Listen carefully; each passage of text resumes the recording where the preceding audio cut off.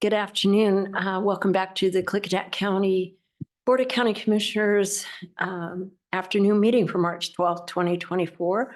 And we'll declare the meeting open for the public hearing, advising of the purpose of the hearing, the matter of amending the Klickitat County Code Title 15 to consider amending Klickitat County Code Title 15 to adopt the 2021 Washington State Building Code locally, and omitting Chapter 15.30 for industrial scale solar as previously proposed, and omitting Chapter 15.13 for Washington Wildland Urban Interface Code, WAC 5155.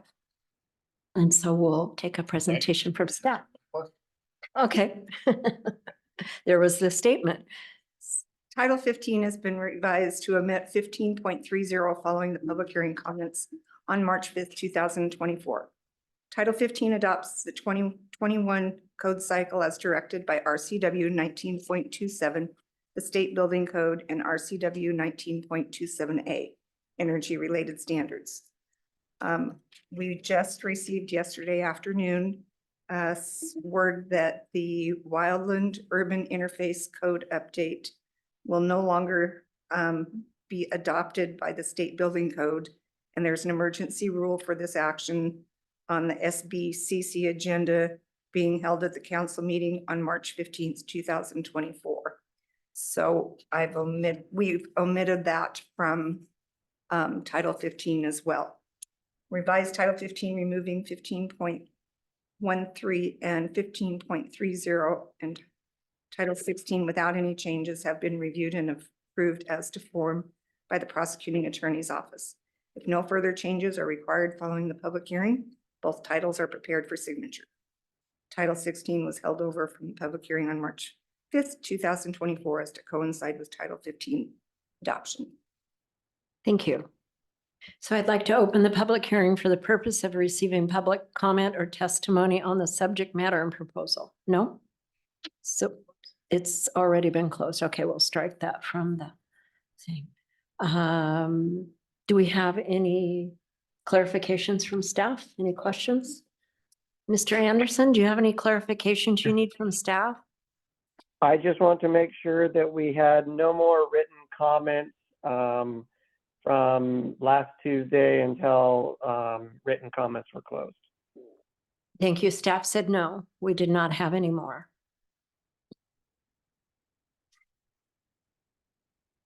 So if there are no other questions, we'll close the, do we need to close it? It's already been closed. It's on the list to close it. So.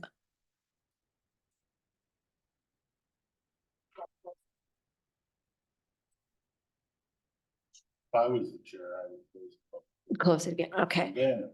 Okay, so we will close the public hearing for further public testimony and entertain a motion.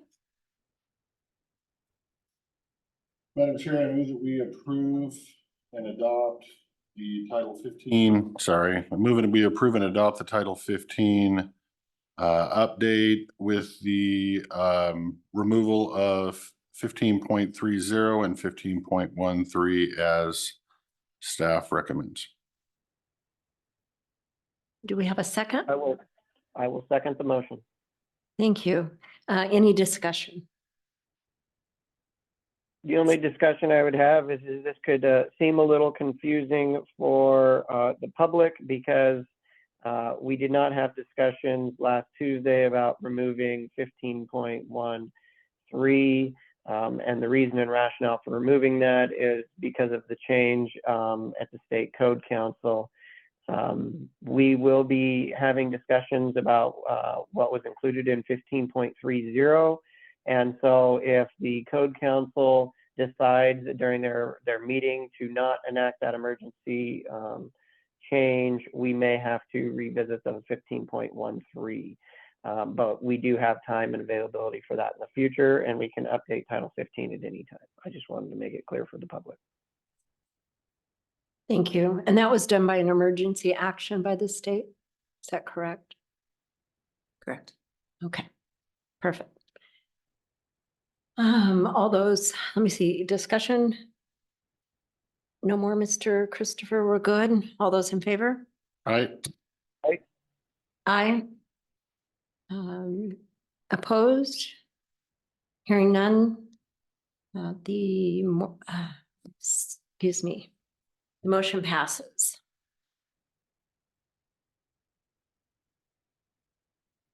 Okay. And do we have documents to sign then, Elise? These are. Yeah, I'm gonna let you start with them, Mr. Christopher. We'll do that one, but I can't do that one because we haven't finished it. Okay.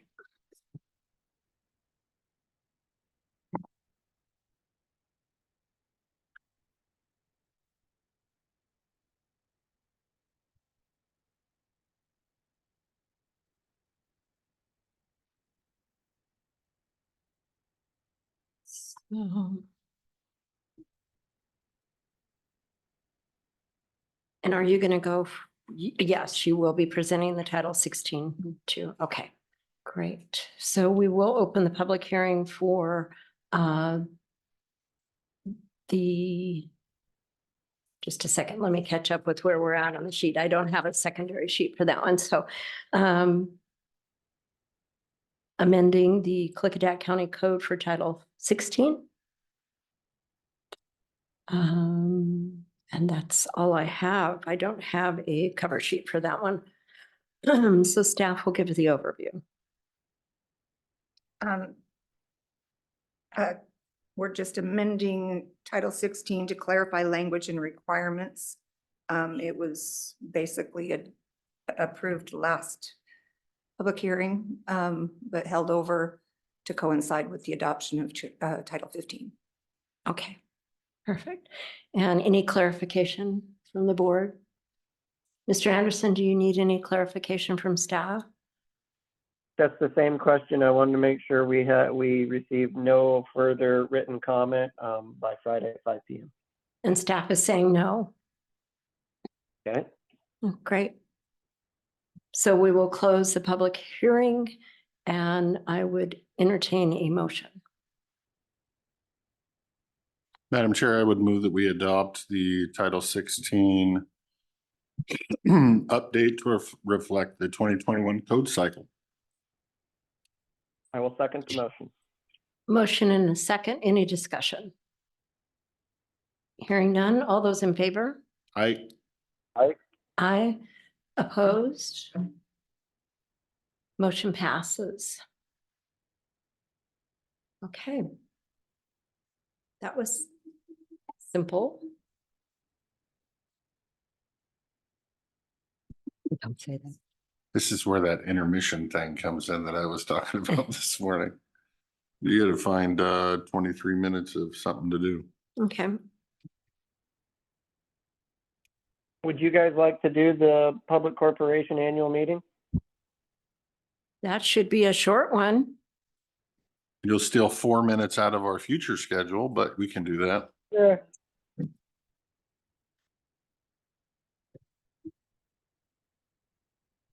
Great. So I think you're the man in the hot seat this time. When it's my turn. Call for it. Madam Chair, we need to recess this meeting so that we can begin the meeting of the annual public corporation. Okay, so I would And I be, would make a motion to that occur. I will second. okay. Motion in a second. Any discussion? All those in favor? Aye. Aye. Any Aye. opposed? Thank you. Any opposed? Motion to reset the meeting passes. All right, now that that meeting is recessed, I will, as chair of the public corporation, open the meeting of the Klickitat County Public Corporation and state that the purpose of this meeting is to conduct the annual meeting of the Klickitat County Public Corporation. With that, I would call for the approval of the June 6, 2023 meeting minutes that were previously handed out, and looks like are they in here? Yep, they're in the little packet. Just got two. Okay, And so is the financial report, and everything else that was previously. Yep, perfect. Good job on all of this. Yep. Which I'll get to read that one up probably too. Do we have a motion to approve the minutes for the June 6, 2023 meeting? I'll make a motion So for, moved. oh, Okay, so moved. Do we have a second? I'll second. Okay. Motion and second. Any discussion on the meeting minutes? Hearing none, all those in favor of approval of the meeting minutes from June 6, 2023, say aye. Aye. Aye. Aye. Motion passes. With that, we have before us the need for the election of new officers.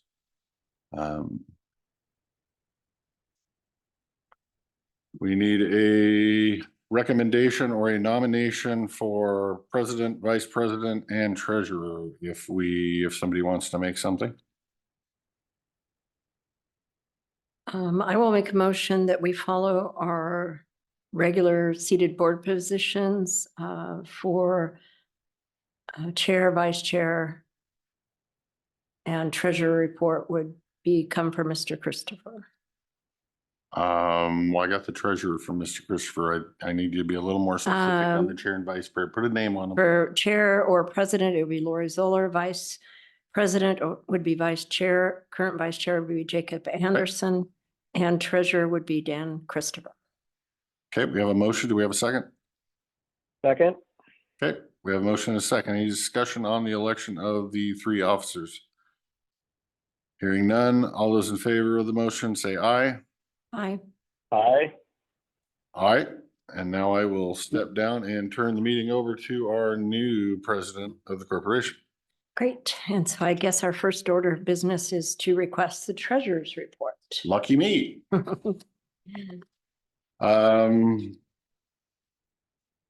With that, I would state that our ending balance as of December 31st, 2023 in our money market account was $121,131.50.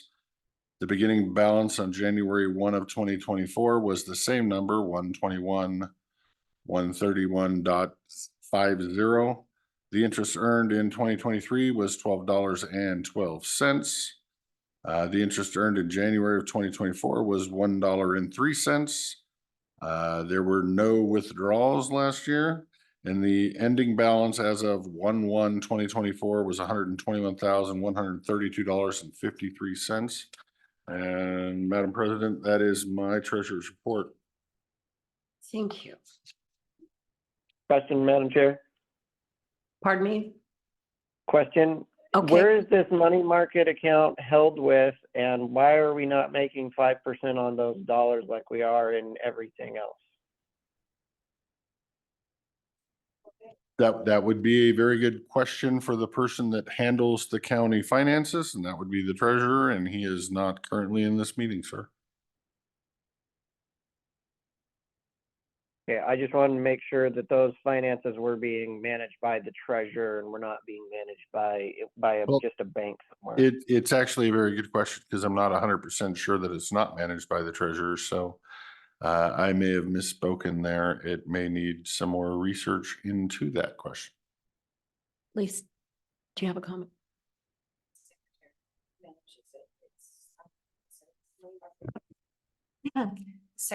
Secretary manages it. It's a money market account at Umpqua Bank. There's the answer. So do we need to have a discussion about moving that to the treasurer? Or if it's appropriate? Anybody know that answer? Or we will have to reach out and ask the treasurer. I personally don't know that answer. I know there's been ongoing debate on whether this corporation even needs to continue to stay open since it hasn't been used in a decade. So And that I was think my there's next a lot of question. questions on this corporation that we don't know the answer to. We just kind of elect new officers every year and pass it on to the next Right. group, I guess. And that was going to be my question today. If the board would like to talk about closing out the corporation and moving the money to where it could be used and where it's housed appropriately through the treasurer. Well, the board has had a briefing on this from the auditor and the treasurer once before. If the board feels it needs another briefing on this and or what can be done, I would encourage them to reach out and get another briefing. Even in here is fine. After the last briefing, it was decided by the majority of the board to keep it as is.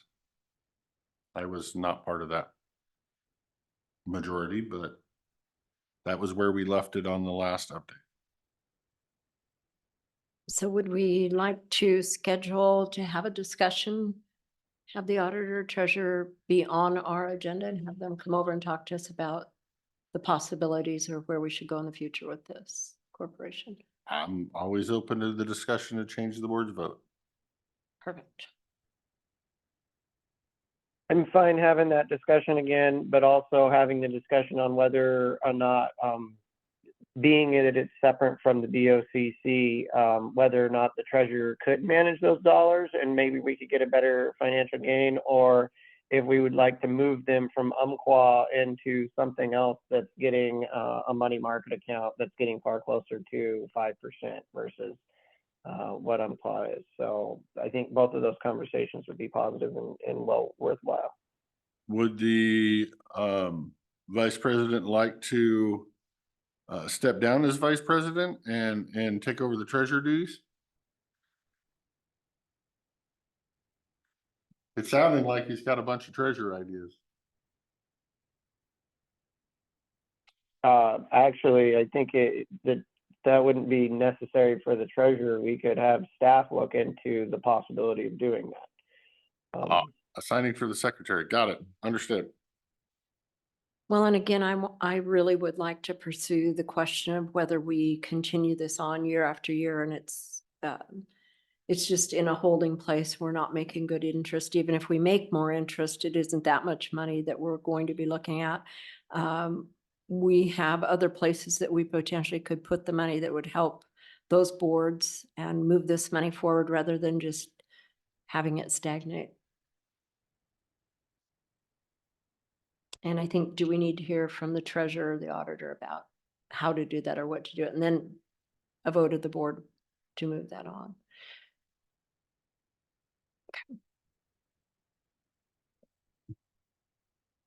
Mr. Anderson, do you have any thoughts?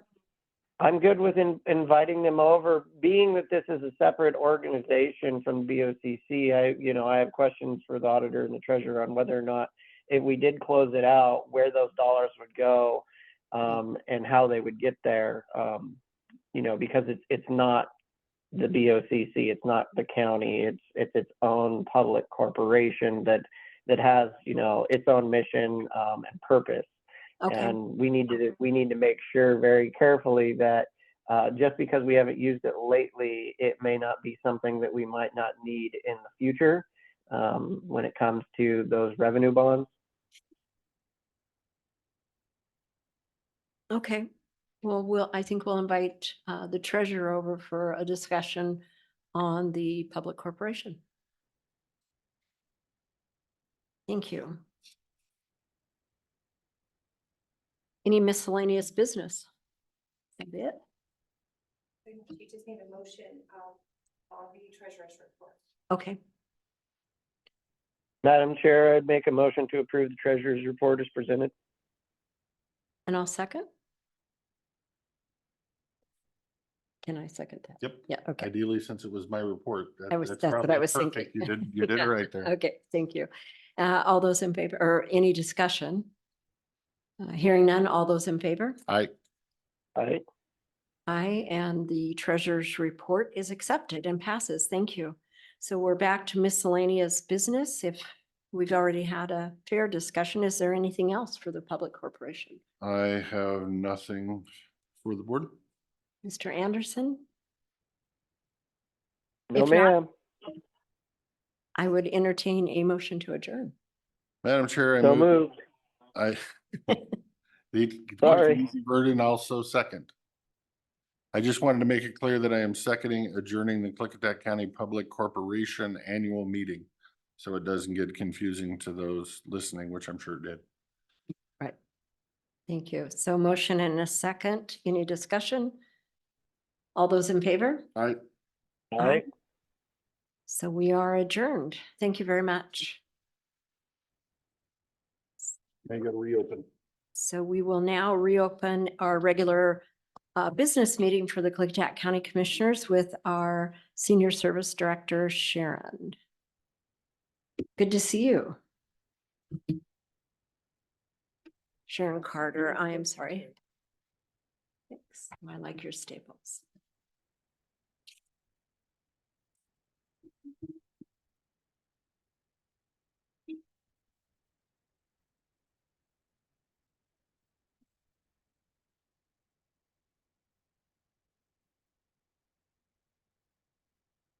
And I'm sorry, I don't have electronic version. I didn't send this before, so just wanted to provide some updates for my department regarding some of our statistics and information on our programs from 2023. And just to give some perspective on to do some comparisons for previous years, I provided a number of years of kind of service work. So the first area that I wanted to address was our Mount Adams Transportation Department, and specifically the fixed route transit shuttles. So that's the fixed route service. That's a shuttle that drives between Goldendale and the Dalles, Monday through Friday between 7 and 7. And White Salmon, Bingen, and Hood River, Monday through Friday, 7 to 7. And that was initially in 2018. We had the first grant for that, was a regional mobility grant through the Department of Transportation. It is now actually funded through the Washington State Department of Transportation Consolidated Grant Program. And this chart that's on the second page of your packet kind of just gives a visual of when the route first started. It didn't start until the latter September of 2018. And then the dip that we have is the pandemic there, where we were shut down for about a year for service for that fixed route service. And then we resumed service back in April of 2021. And in the bar chart, it'll show you the number of boardings on those shuttles. The lighter gray one is the Goldendale to the Dalles route, and then the White Salmon Hood River route is the darker blue. So you can see kind of the fluctuations too, that we do get blip in ridership typically during the spring, summer months with tourist season, but we are seeing a steadier, more consistent ridership across the services year round too. But if you look at our route, so we just had we had about 1,425 boardings in 2018 because that was only 4 months of service. And then we had increased in 2019 and then had partial years in the shutdowns. And then in 2022, we started increasing up. And then now in 2023, we had 10,059 boardings on those fixed route shuttles. And so just to emphasize, those are, the shuttles are, 14 passenger vehicles. They're not like a 25 passenger bus. So we do have that, and we are seeing and getting a lot of really positive feedback and more awareness and consistency with ridership. And I think we'll see more improvements with that, with Eve, who is employed through a grant that is through MCED and WASDOT to do more outreach and assistance on using transportation services. And she's specifically for the Washington side for Skamania and Klickitat counties. So she's got a lot of work that she's doing outreach on, and she just started just this year. So, and then our other major transportation program is our dial-a-ride transportation service, which is the door-to-door transit service. And so in 2023, we did 11,126 dial-a-ride trips. And that the numbers are going up that high, or what do you expect it to sound like? Again, I apologize. surprised the dial-a-ride went up. Yeah, Well, no, it's actually still lower though than what we were back in, if you look at That's true, 2017, yeah, 2018, and okay. 2019.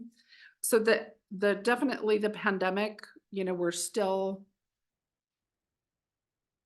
bringing riders up and some of our trips are able, some people are now able to be able to use the fixed route. That's just it. I was looking at it that sure we had way more in 2017, 2018, and 2019. But Yeah. we didn't even start the bus service until 2018. So I figured a lot of people would be getting out of the dial-a-ride into the bus. So I just I was kind of expecting dial-a-ride to slowly kind of start doing that and not kind of go back up. Well, and definitely, the fixed route, currently there's only fixed routes in those set locations, whereas the dial-a-ride is countywide. We still do have a substantial number of those dial-a-rides though out of the Goldendale zip code and the White Salmon zip code, just because those are larger population centers. But the dial-a-ride service is, countywide, and then often a number of our senior population need to use the dial-a-ride because they need the actual physical assistance door through door.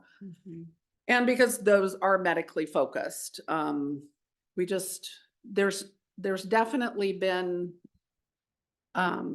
pre-pandemic, there was some increase in availability, I think, of more localized specialists and doctors, and then it's kind of reverted back where we're doing a lot of distant trips too, where we're having to take people, Portland, Vancouver, Tri-Cities, and Yakima, because there aren't the specialists even within the Dalles and Hood River and the immediate gorge area.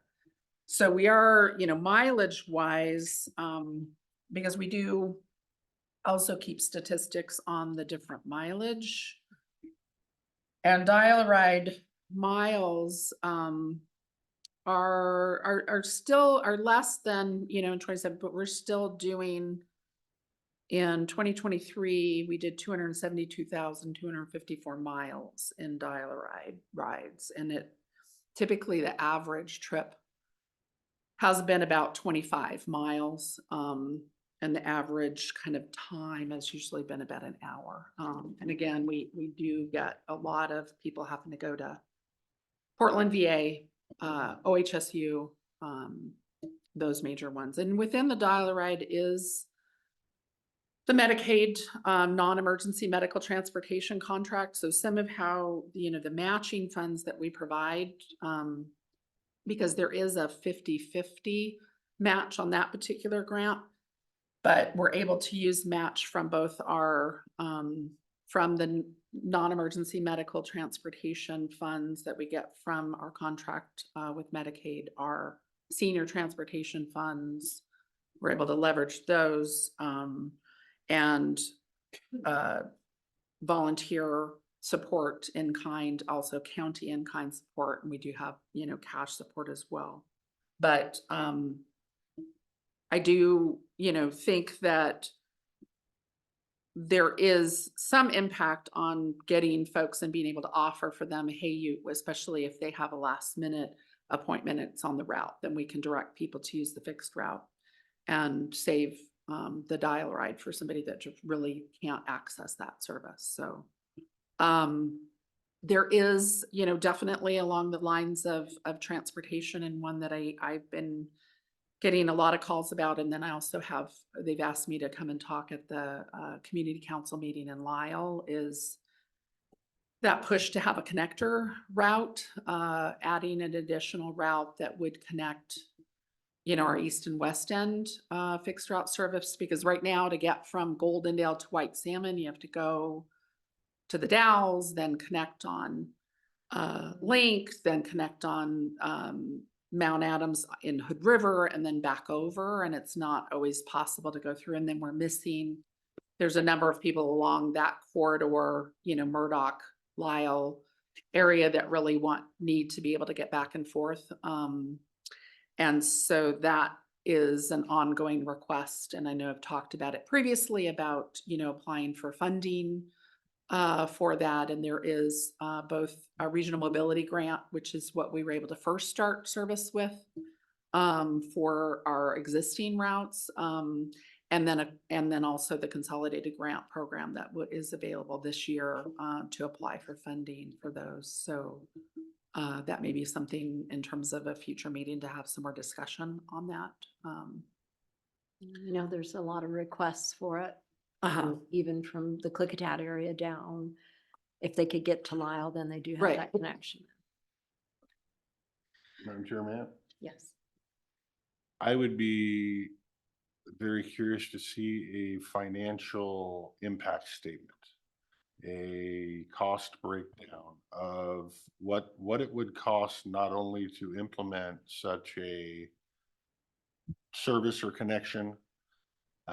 Because yeah, first it's gonna be Yeah. a bunch of grant money thrown at you, but then after that, it's like, okay, now the county's gotta step up and, pitch in at every 5 years for a bus or whatever Yeah. else. If you have some kind of a spreadsheet or number graph that you could potentially present this board so that it can see not only the first year expense, but what you anticipate yearly going forward of taxpayer dollars. I would be curious to see the ask Uh-huh. with the financial. Yeah, and so right now, in terms of looking at even just so a 2-year cycle is typically the funding cycles, both RMG and consolidated funds is a 2-year grant cycle, and there's a June, July, which is what we're on now.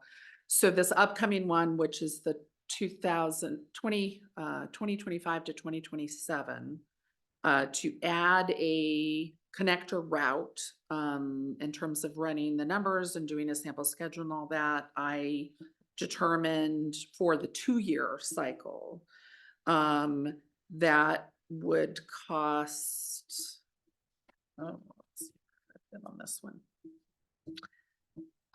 So we would need an additional vehicle for that. So there is that upfront cost of that. Those are running now more like 150,000 again for a small, smaller vehicle. Not have potentially one of our current ones that we're upgrading that can be transferred over to that service until we can get a grant for a new one? Well, it would not be, because currently the ones that we're getting are replacement to be able to have backups, because the miles that we have on these, we need to have those in reserve to continue to operate the existing service. We're pretty tight on what we have now. I was just trying We to don't figure have out much space. how we might make this work without you asking for $150,000. Oh, I'm not, and it's not 150. It would actually be only, our cost would be 30 because it's an 80-20 grant. So 80% would be covered under the grant. It would be that 20% match. So you're. So $150,000 vehicle would be 30,000 for us, our cost. And That's then, over a 2-year biennium, correct? pardon me, yeah, Wouldn't have yeah. to do it again for another. Well, and you wouldn't have to do it, I mean, typically that vehicle's gonna be good for a couple of bienniums. Right. And then, operations, I'm looking at $206,223. So our cost for that would be 41,245. So I'm talking about so the overall funding we're looking at needing, to operate that for the 2-year cycle is about 360,000, and our cost is in about 72,000. Right, but if I'm understanding correctly, because of the first time expense of the bus at 30,000 of that 72, essentially, Correct. my brain is thinking of them separately. If I'm putting 30,000 on a bus, it's gonna get me 5 years and I don't have to put any more money in it. Right. I'm really only looking at the bus for 30 grand, but Mhm. I'm looking at 41,000 a year on an O&M type of a management of that route. Correct?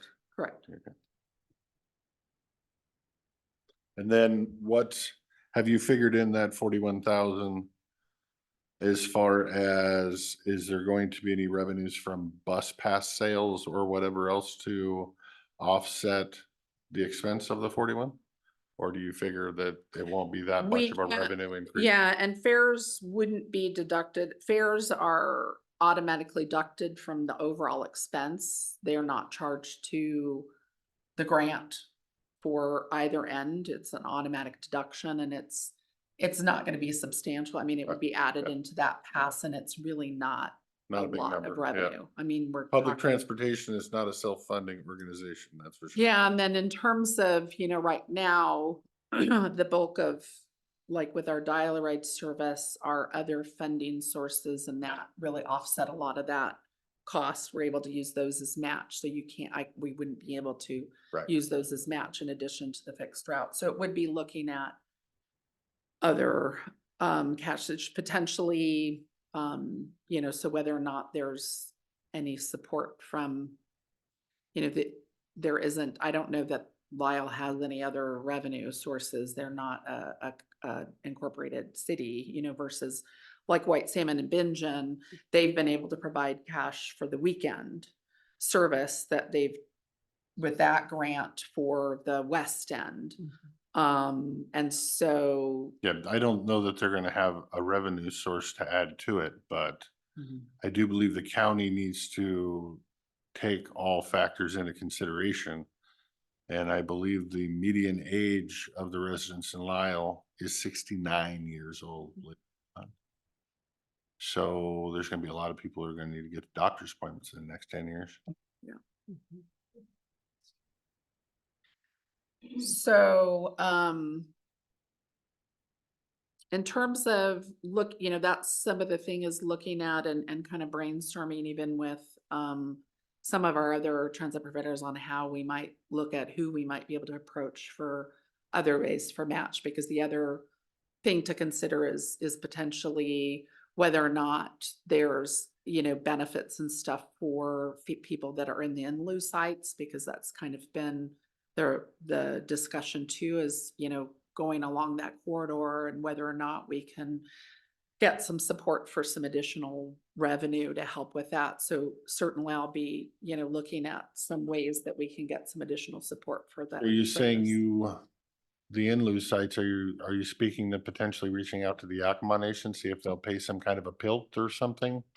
Wondering if there's some support that we could get to be able to have a more regular transit that's gonna run all along the corridor, because potentially even like right now, Pato Public Passage that comes out of Yakima and they do stop in Georgeville and then connect here at Sinclair and Chevron. We do, direct people that way. So there's people that can get, to Yakima and Indian Health Services and that on that bus. So I think it would be important because there is a lot of Native folks that are, in Bingen, White Salmon, Lyle, all along the corridor, that potentially having the ability to access a more as consistent fixed route that goes up the corridor might be beneficial. So Yeah, for me, on the topic, I think the bus is very much needed. It's just a matter of whether the board can make it pencil. So the easiest and the more partners we could have to make it easier for us to pencil, I believe the better chance you have of instituting the program. And I'm thankful for your funding. You have great members. I mean, for so the funding that you bring in through senior services, being able to buy that down for us. yeah, Yeah. trying to. Yeah, no, I'm impressed. So, And I do, we have replacement vehicles that we had gotten budget matched for. I am struggling and doing some working this year with, I don't know, the prices went up substantially, even with estimating price, because when the grants are applied for, then we actually get the contracts and the money, it's usually sometime later. And vehicles, as we all know, really ramped up. So right now I'm because of our the replacement vehicles that we did, budget for and got funding for, and that too, it's not enough for the actual proposed ones originally put in. So I'm looking at how to what adjustments are going to need to be made to that, and to talk with Department of Transportation about if there's any other resources to fill that gap, or if I just have to buy one less vehicle.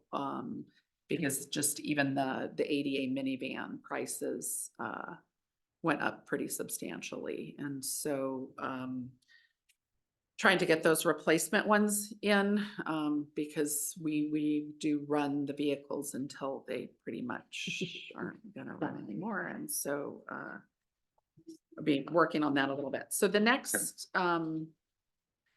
program is to just, one of our other major programs is our nutrition programs and services and senior services. And so that consists primarily of what we call congregate nutrition services, which is our senior meal sites, our programs that we have. So we have, twice a week in White Salmon on Mondays and Wednesdays at the Pioneer Center.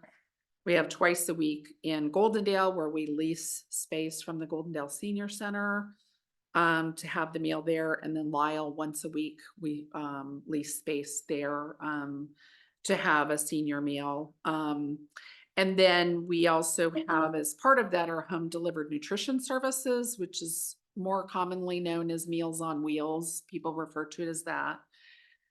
And with that, we have a limited proximity of hot meals we deliver within Goldendale and White Salmon on the meal site days. And then on throughout the county, we have frozen home delivered meals available.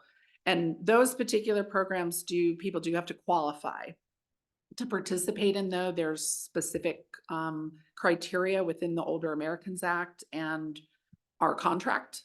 So it's not just, hey, I would like a meal. They have to meet certain criteria to qualify for those because there's limited funding. Now, during the pandemic, that was lifted to be just all seniors could get home delivered meals because pretty much everybody was homebound and we were shut down, not having meal sites. But the criteria went back into place to qualify for meals at the end of towards the latter part of 2022. So we have seen consistent increases in the meal services and delivery, and we were fortunate during the pandemic that there was a lot of money that was sent our way to be able to cover those increased costs, and there was even additional monies that allowed for us to buy some equipment, like some better new insulated bags for delivering our meals to keep them hot for folks. Also allowed us to buy more food. We certainly are going back we're not back at we're still getting a decent amount of funding, but not near as much as we were during the pandemic. But we do see we are providing, again, less of those, home delivered meals. So some of that, because people have to qualify for it. And then, so in 2023, so our congregate meals, which are people coming to our actual meal sites, we did 16,071 meals. And then our hot home delivered meals, we did 13,654. And then frozen were 2,393. And the frozen are basically like a TV dinner. They're not that appealing. Mostly what people are interested in is the hot meals. So total meals last year we provided to seniors in Klickitat County was 32,118 meals. 2022, we were actually at 19,759 meals. And that's because, we do a bulk of those were home delivered meals because our meal sites weren't open for all of 2022. So, and then in 2021, we had no congregate meals because we were completely shut down all of 2021. And we did 20,512 home delivered meals during that time. And we were able to, part of with the fixed route shutting down, we still did operate dial-a-ride service, even though it was at a lesser level because a lot of clinics were closed. There was really very much essential. We were using our drivers, and we were able to do that under our transportation grants as well as in nutrition to use our Mount Adams transportation drivers to deliver meals because we didn't have the volunteers available to do that with people being locked down. So. And so we did just provide, 2020, what our numbers are. And then pre-pandemic, we were at a total of 19,450 meals. So you can see we've substantially increased, just even if you're looking at, oh, are you getting back to pre-pandemic? Well, we're exceeding what we were providing even within, pre-pandemic. And that goes along with the fact that we are seeing increasing number of seniors in Klickitat County. We will expect to see even more increasing numbers with that population increasing. So we're going to have more demand. So the other nutrition program that we do carry out is the Senior Farmers Market Nutrition Program benefit, which is in the spring, we get a certain number of, they call them, now they're a benefit card, that is from, the state of Washington has a program that, provides, a card, and it's an $80, value for seniors 60 and older that are in a certain income range, that they're able to use those at contracted farmers markets or farm stands. And they're available just during the farm season. So it's July through October. And we get a certain number of those each year, each season, and we've always distributed them all. And they have increased the amount of cards in the last couple of years. And last year we got 310 benefit cards, which is about a value of about just under $25,000 worth of Are these produce. a swipe card, like a cash card, or are these like a punch card? They are now a swipe card. The last year was the first time they transitioned to it. They used to be a voucher check. That's kind of what I figured. And then now they're a card, and they can't just go to the grocery store. They're Right. very specific at the farmer's market with a vendor that's contracted with the state. And they use like a phone or an iPad to do the card, but they can spend the 80 all at once, or they can use it over the season. But we definitely have a lot of requests about it this year because we have a lot of seniors really struggling, especially after a number of them that are getting, the SNAP benefits. A lot of times it's like $20 worth, but they were getting an extra 100. They have that $100 in the pandemic relief one that ended in February. So we have a lot of people calling, wanting to access these. So the other program that we do also do is we reach out and we help guide and assist seniors to apply for state benefits, to get food stamp benefits if needed, as well as doing pickup and delivery of food bank boxes or taking people to the food bank. And then with our Volunteer Connections program, we also connect people, been working and connecting people with volunteers that can take them grocery shopping or help them with those kind of items, because we do find we're getting more need for that. Can you remind me of the name of Mr. Volunteer Connection down there? Isaiah, Isaiah, thank you. and 'Cause I he's need to out reach out to currently him. though. That's fine. I'll just shoot an email over to his account and he can get back to me whenever he gets around to it. Okay. Still looking to find him a truck. We will eventually get the poor man a truck, and he won't have to haul a lawnmower in the back of a minivan anymore, but Yeah. we're working on it. I haven't forgot about him. Okay.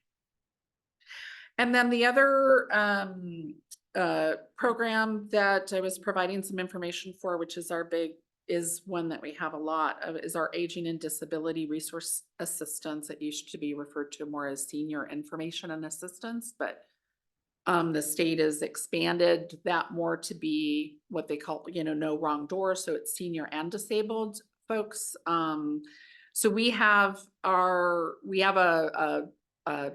resource specialist, one out of each office. We have Jill Parrott in White Salmon, and then we have Doreen Eckes here in Goldendale. And they are kind of that initial front point of assistance to help guide them to appropriate programs and services, and then also actually assist people to apply for different programs and services they might be eligible, as well as even just kind of navigating paperwork to and kind of figuring out things. And so in 2023, we had 2,940 new contacts. 1,231 of those are considered unduplicated, so they're very much individual. You may have other repeat ones.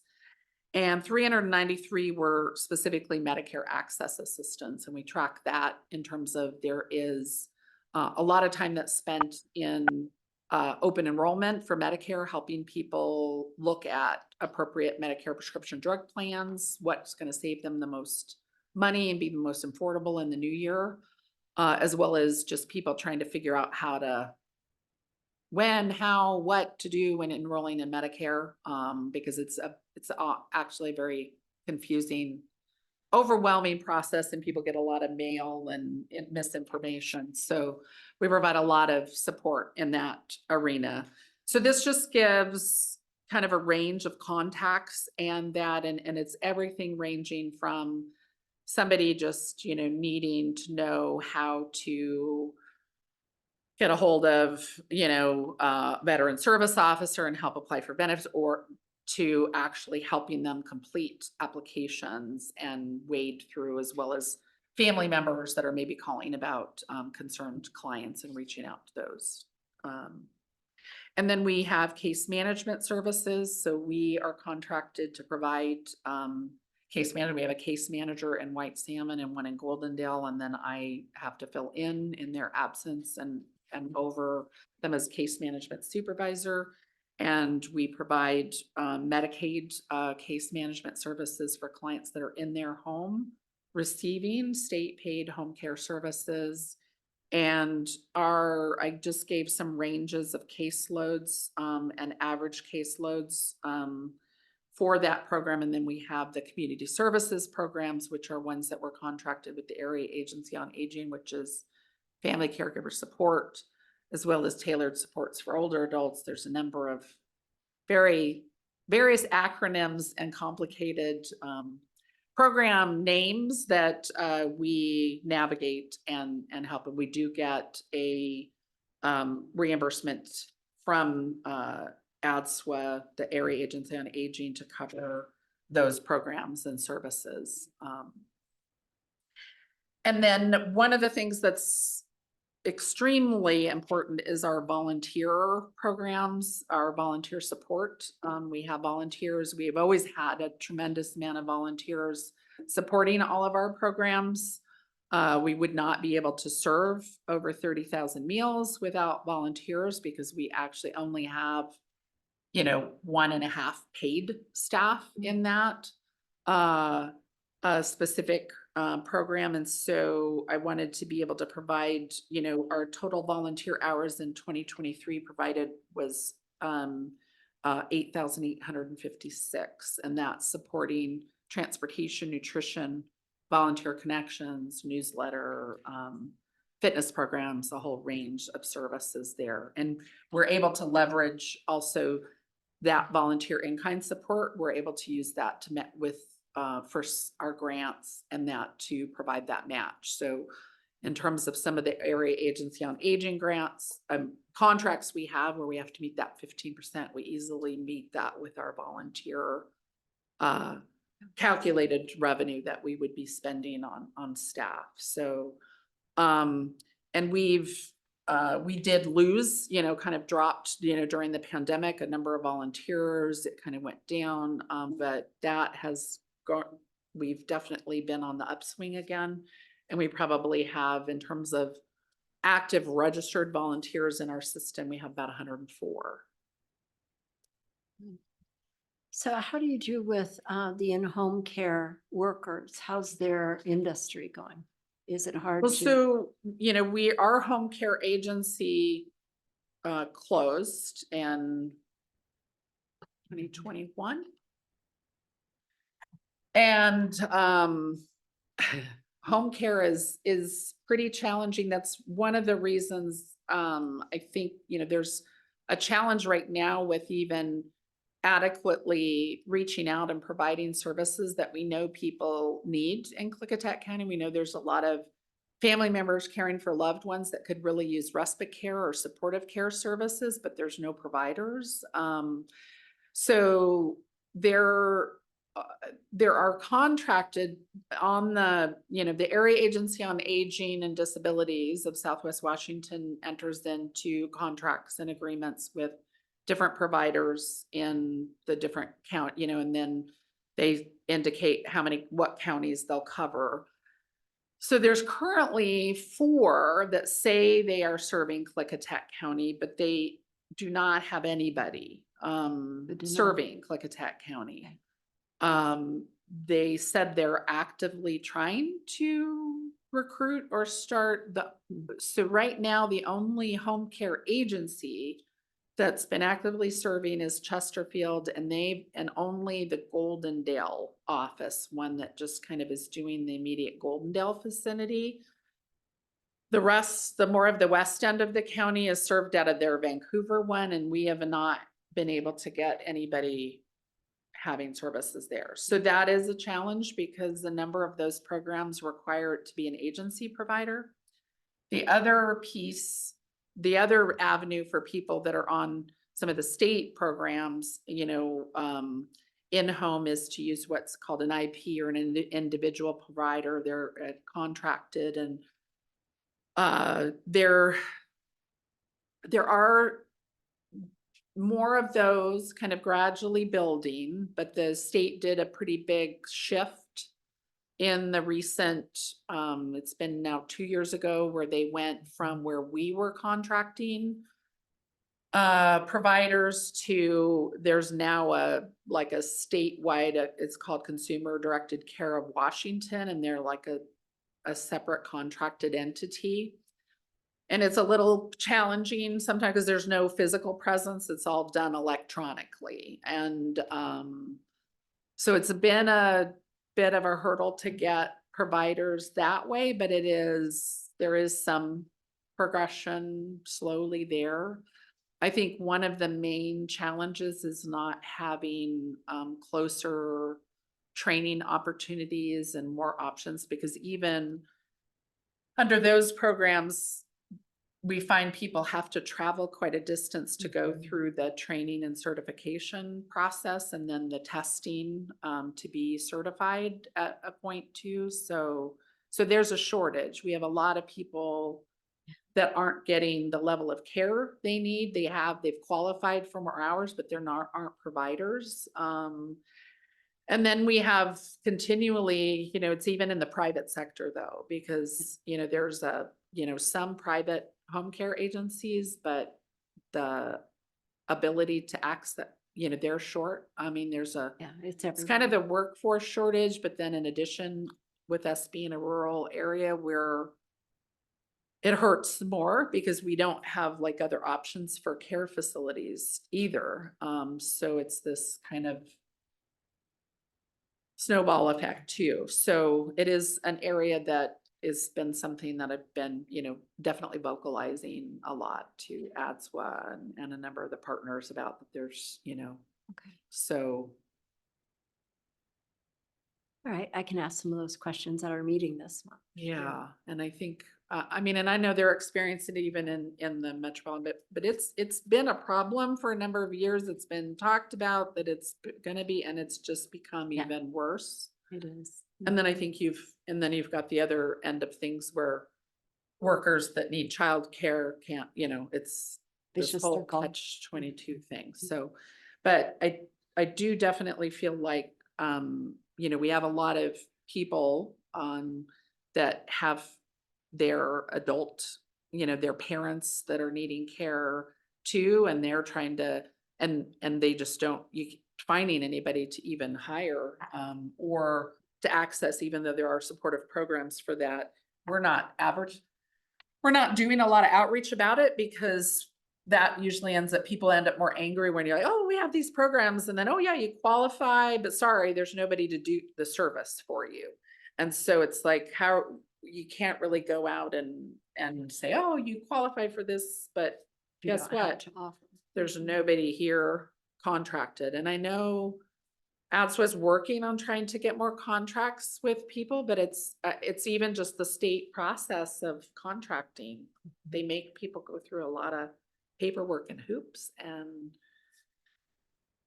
it's hard to get folks to want to come on board. So even when we have just even like environmental modifications on people's homes, trying to get somebody that will come and do some of that, and they have to be contracted with the state. And Okay. And Makes it so struggling through some of those pieces.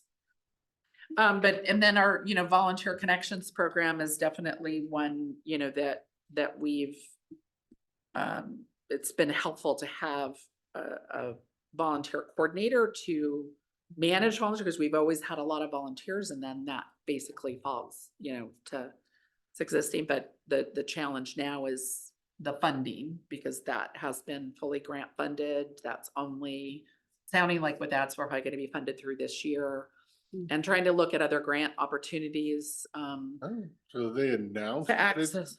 have they announced that it's no longer gonna be funded, or is it still? I mean, they initially had said it wasn't like an ongoing funding piece, but the latest kind of was It's too. that they extended it for this year, and to not, so it is looking at, and there's been other grants that trying to access, but some of the ones, the federal ones for some of the volunteer connection is very administratively exhausting, to be honest. And I don't, just even the application on some of them is, I've not had the capacity to do and manage these others. So I am still looking, and United Way has also helped support, they've helped support with more of the things that aren't in, the grant we have from ADS was covering, the cost of having a volunteer coordinator, and like the software and that, but any of the kind of supplies or equipment kind of things that isn't covered in that. So then we've been able to have support from United Way, and then actually Seek has given some support to help, like pay for fees, dump fees, or help with, other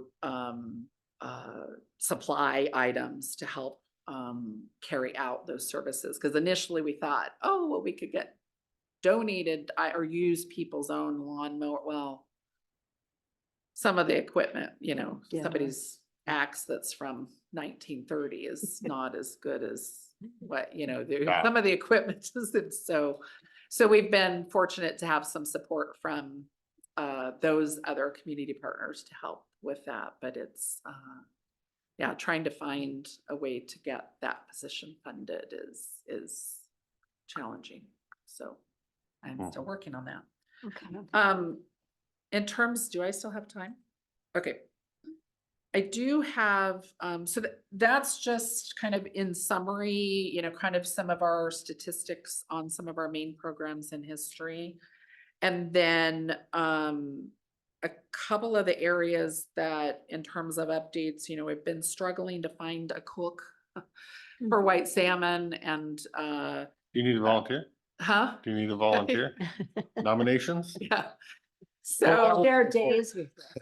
so I and Norma have, Agreed. filled in, on occasion. And then Jackie's been doing, double time with that too. But I have a promising lead, somebody that interviewed yesterday. So fingers crossed, we're looking like that maybe. But I do have 2 full-time drivers that have indicated their retirement dates at a Goldendale. And so I will need to be able to advertise to get, so we have one is retiring at the end of May, June 1st.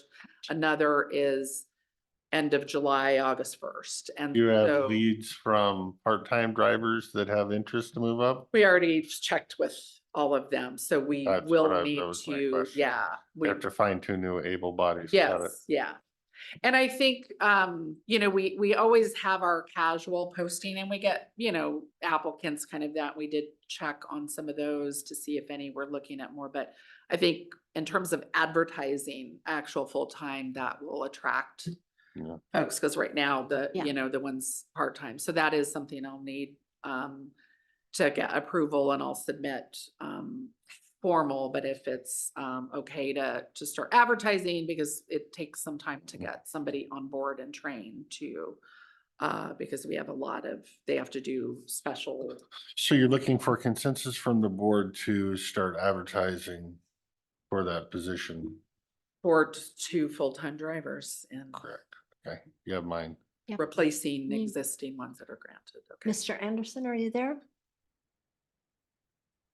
He may be in and out of service, but you have 2 of us, so. Okay. And then I'll submit the paperwork for that. And then, the other item is I did have, so I had, ADSWA, Area Agency on Aging and Disability Southwest Washington. Christina had indicated that, Yakima Nation's Area Agency on Aging, they were interested in talking about potential use to try and do a senior meal for tribal folks too, that live in, kind of the White Salmon Lyle, area, to use the Pioneer Center and kitchen and dining room to have a meal for elders. And so I did reach out and talk to their director, to get clarification on what it was that they were looking at. And, and I did let her know, though, we wouldn't be able to, it would have to be open to all seniors, it's not just privately rented. And so, she said we would look at discussing some of that to see, but there is, kind of some limitations. Also, there's differences between what their program falls under and what ours, and because we're a county building and site, they'll have to comply with those kind of things. But I'd indicated it would need to be opened up to all of our seniors as well. And so the talk was about maybe doing a Friday, which we don't have one in White Salmon on Fridays, and our space is fairly available, then, is potentially doing a partnership, with the Yakima Nation Area Agency, and then ADSWA and us to have a senior meal that would be, hopefully focused too on kind of some of the native foods and that too, which I think a number of our seniors would be interested in as well in White Salmon. So, just mentioning that in terms of if there's anything that you see as an issue or a problem, or. I don't. I think Yeah. Little cultural team building might be a good thing down there. Well, it'd be nice to Another day. for potentially have the other day. So the only other is the logistics of it, because, typically our, part of the reason we don't have an additional meal day is we don't have the money and staff and volunteers. There's a big volunteer commitment. So they're thinking, more in terms of a smaller group with just, where it's been like 20, whereas if we open it up to more, when we usually have, 50 to 70, that's quite a bit larger, and we would still need to see about supporting. So but whether there might be, and so I had asked ADSWA about them having some access to some money to help support. A one-off, a one-time, hey, we want to do this thing one time, or is this a? No, I think they were talking about a regular. Yeah. Okay. Yeah. And so and it's just kind of getting a feeler out, because I had talked with, Avery with the health department, environmental, just about clarifying, because we have our own separate food establishment permit, and if it's somebody else cooking, Yeah. and so just some of those logistics have to be figured out. But I've also, indicated, maybe talk to ADSWA about whether they might have some resources financial to send our way, because we don't have additional funds. We're already serving more meals and having more expense in that regard. So just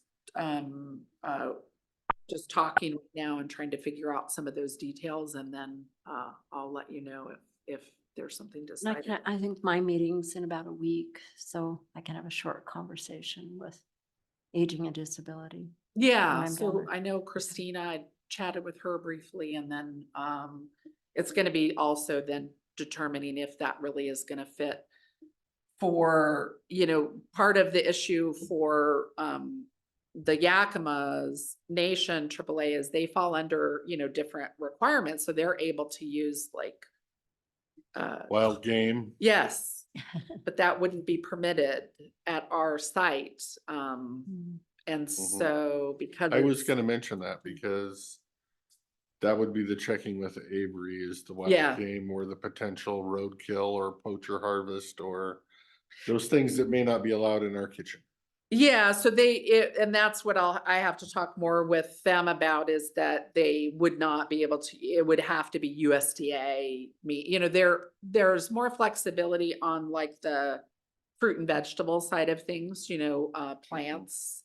And that because we're able to use a lot of things, that in terms of fruit and veggies too, that we have donated from Right. orchards and farms, and that one's okay, but when it comes to meat and fish in the Title VI that they fall under, they can use, Mhm. What they're. what they've, but it wouldn't be permissible in ours.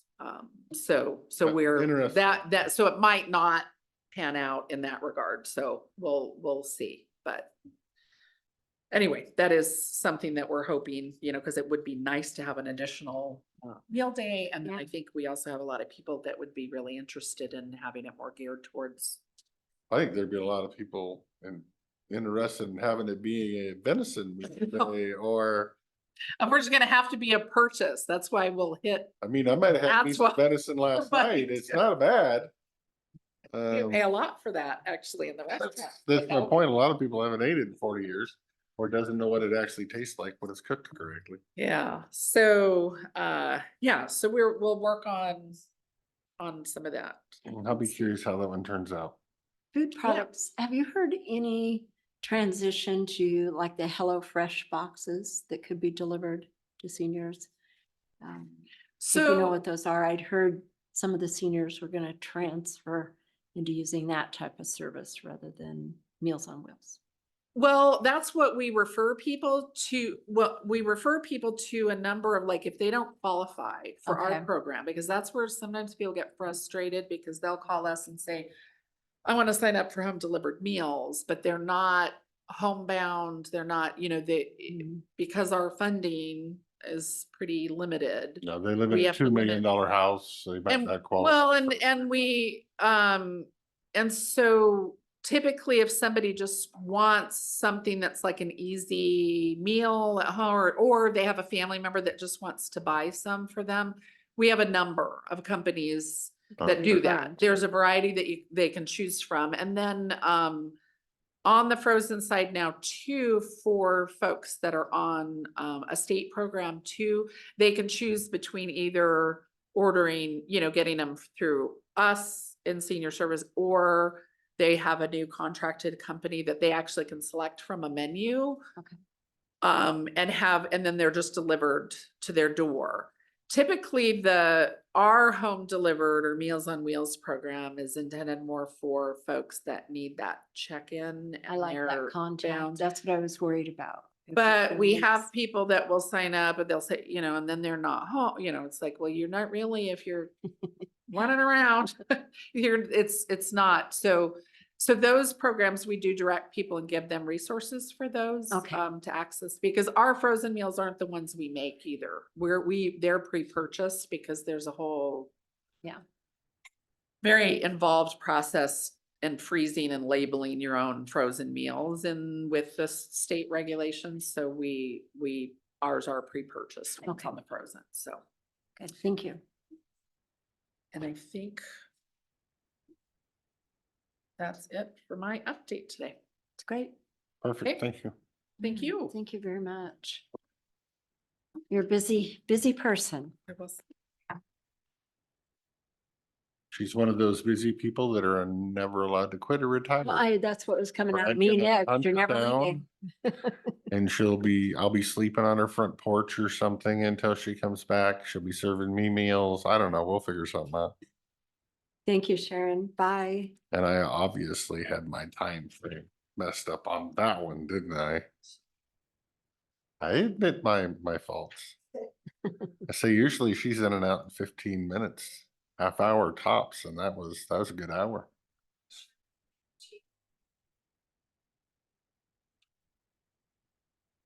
Well, Oh, okay. Do we have Chief Burtz or Mr. Harriman online? Any of the emergency service people joining our meeting? Are you online?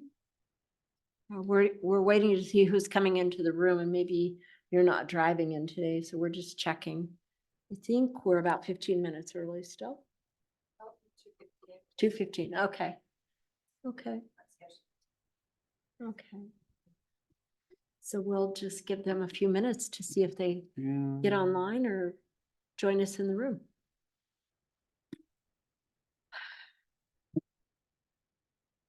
So, any new business? While we're waiting, I might have something later, not prepared yet. okay.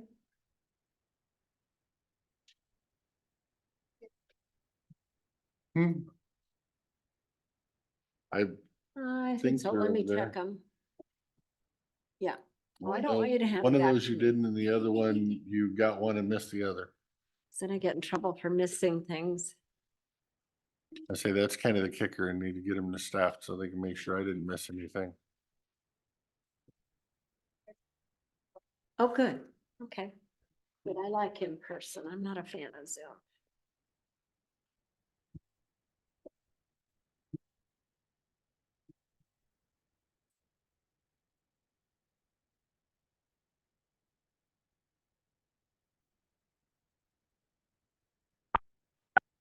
Yeah, Sharon had a lot to report today.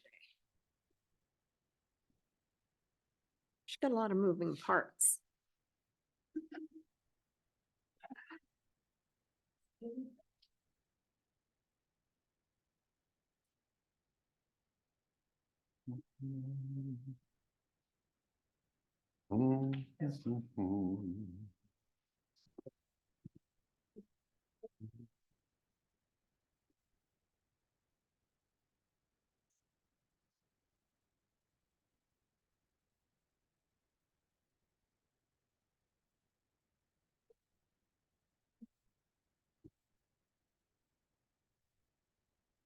One.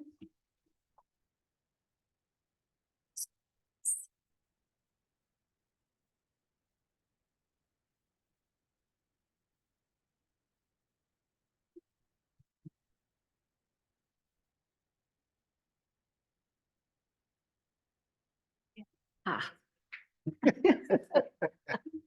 Blacker. Oh, the heck. How did that? Last page, oh, there was no blue sticky. Oh, you know what? They're stuck together. They were mimicking each other. They were side by side. So we had a plan that we were gonna get everything signed by lunch, Really? which was the purpose of moving it all in the morning. But we didn't We get it. just haven't been getting that done. A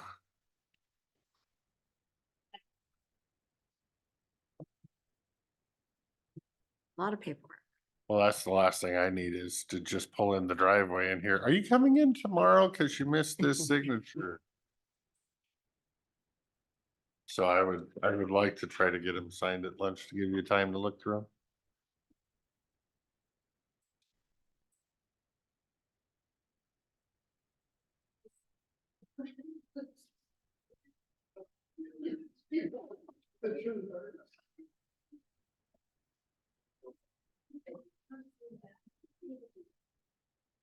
I don't know where that one goes.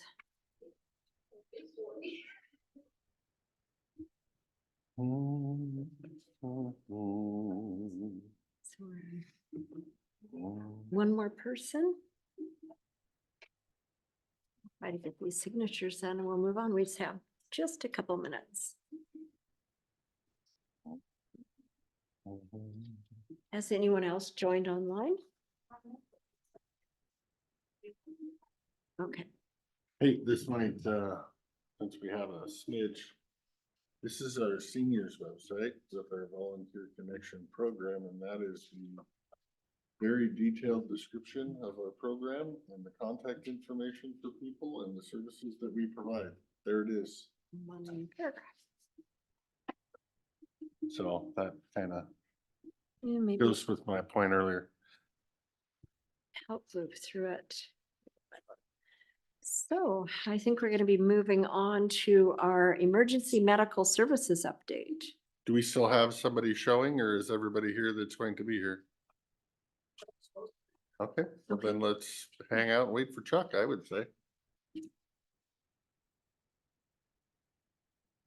Or we all go hide in the hallway or something. Somebody gets here, the room's empty either way. Telling me missed the meeting. Why is everybody we know in the back of the room? Curiosity killed the cat, I Yeah. think. Are you sitting as far away from us as you can get? Far away from the Yeah. microphone, I think. Yeah. I think they just saw it on our schedule here. And decided they'd show up to hear what was being said. I'm glad they're in the room. So, I know I didn't send an email out to everybody to get them here, but they're here. It's because they're interested. Hmm.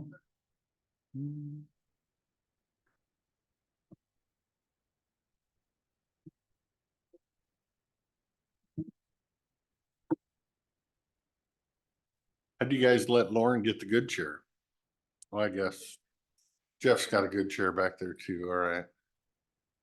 Back against the wall.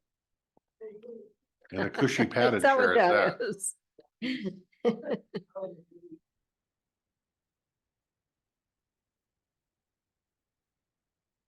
Was it raining on the white salmon side?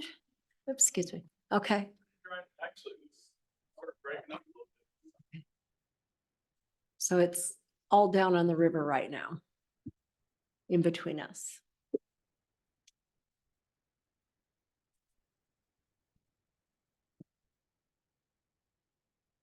Who's in the hallway? I can't see around the door. Oh, there he is. I'm gonna unformal myself here real quick and I hope y'all can live with a guy without a tie on. I'm tired of being strangled today. I can't imagine. Yeah, they didn't see who was behind. Jumped out. Great. Ready to roll? Great. If you guys would like to come forward to the table and we'll move forward with our emergency services update.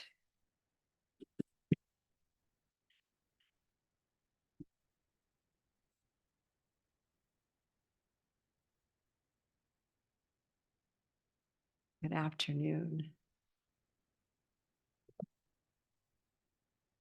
So do you guys have a report at all that you'd like to give? I better defer to Will on that. Yes. Ask first, so he doesn't do it your way.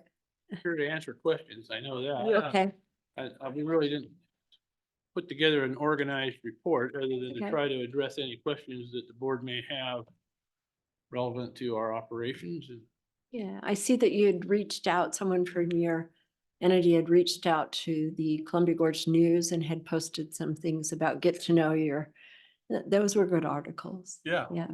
Yeah. And I meant to call her and then I had a glitch in between and didn't get to sit down privately and visit with the person that created those articles. So I think circling back around where we were, we still have concerns about the transport, mental health transport, and emergency transports, where we're still missing some things in for the hospital and for the sheriff department. And when we have some medical transport emergencies where we don't have service, and we're trying to still put that together. So we're trying to figure out how to put everybody together that has an interest in and come up with a solution. so we can fill this gap that we've got. I think the sheriff's department and the hospital and other entities have been doing their best to cobble it together. But it's something that isn't going to go away and is probably getting worse as things get tougher in society and addictions get worse, mental health services. We just need to find a way to work it together so we can fill that gap. Right. And I know you guys have concerns for your staff and how you operate. Yeah, we want to be able to do all of the Fully above. different transporting services that we do. Aside from our 911 responsibilities, we're the primary transport for both of the hospitals for people that need to go to more definitive care. So we handle anywhere from 30 to 40 of those a month right now, as far as part of our regular operations. We do all that with our 3 ambulances that are on 24 hours a day. And the involuntary mental health patients, or even if it's an involuntary, for whatever reason, could be addiction reasons. Those typically come to me, and I try to handle those outside of the emergency crews that are on. I try to bring in off-duty people for additional ambulance. So we keep those 3 that do the 24/7 service to the county, whether it's 911 or the hospital. And I mean, as recently as a week ago Sunday, we did one of those at 8 in the morning. So the ones that come to me, I immediately get back to whether it's mental health or the hospital and tell them, okay, I'm working on a crew. I will get back to you in this amount of time. And if I'm able to put a crew together, then we do that for them. But it's a combination of how far away they need to go, when they need to go. Like if I can schedule it the next day, that makes it a lot easier. Find somebody, or there's additional people that might be on that are able to do it that maybe couldn't do it the first day they asked. This last one we did, the request came in, I would say sometime in the afternoon, and they were looking for transport the next morning. That's when they had spot open in Vancouver for that person. And so we were able to do that. We've done 2 this year so far. And I can only remember one time where they had a voluntary patient request at Skyline, and we delayed that. We're looking for a crew, and something was found. Some other alternative transport was found, so we didn't ultimately do that one. But as far as I know, we're taking as many of the involuntary holds, because those people have been put on a hold, so they need to arrive at whatever facility they're going to, which is different than a voluntary transport. Voluntary transport is kind of like, well, if I change my mind, I'm free to do whatever I want. The involuntaries, we have to make sure that they arrive where they're going to go. So those require, ambulances aren't designed to hold anybody in.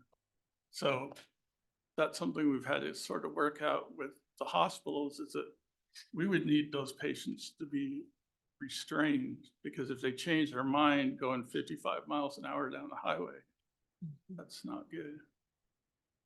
Because we can only sort of talk to and coerce and negotiate so much. If somebody's really bent on getting out of the ambulance, it's safer to pull over. And Yeah, and I've seen some of those stories on the news. yeah, it's not good. So it's everywhere. It's not just here. For sure. Yeah, yeah.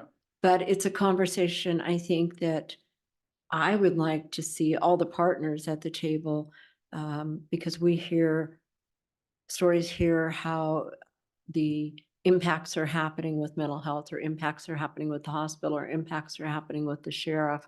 And then you guys have your impacts and your budgets.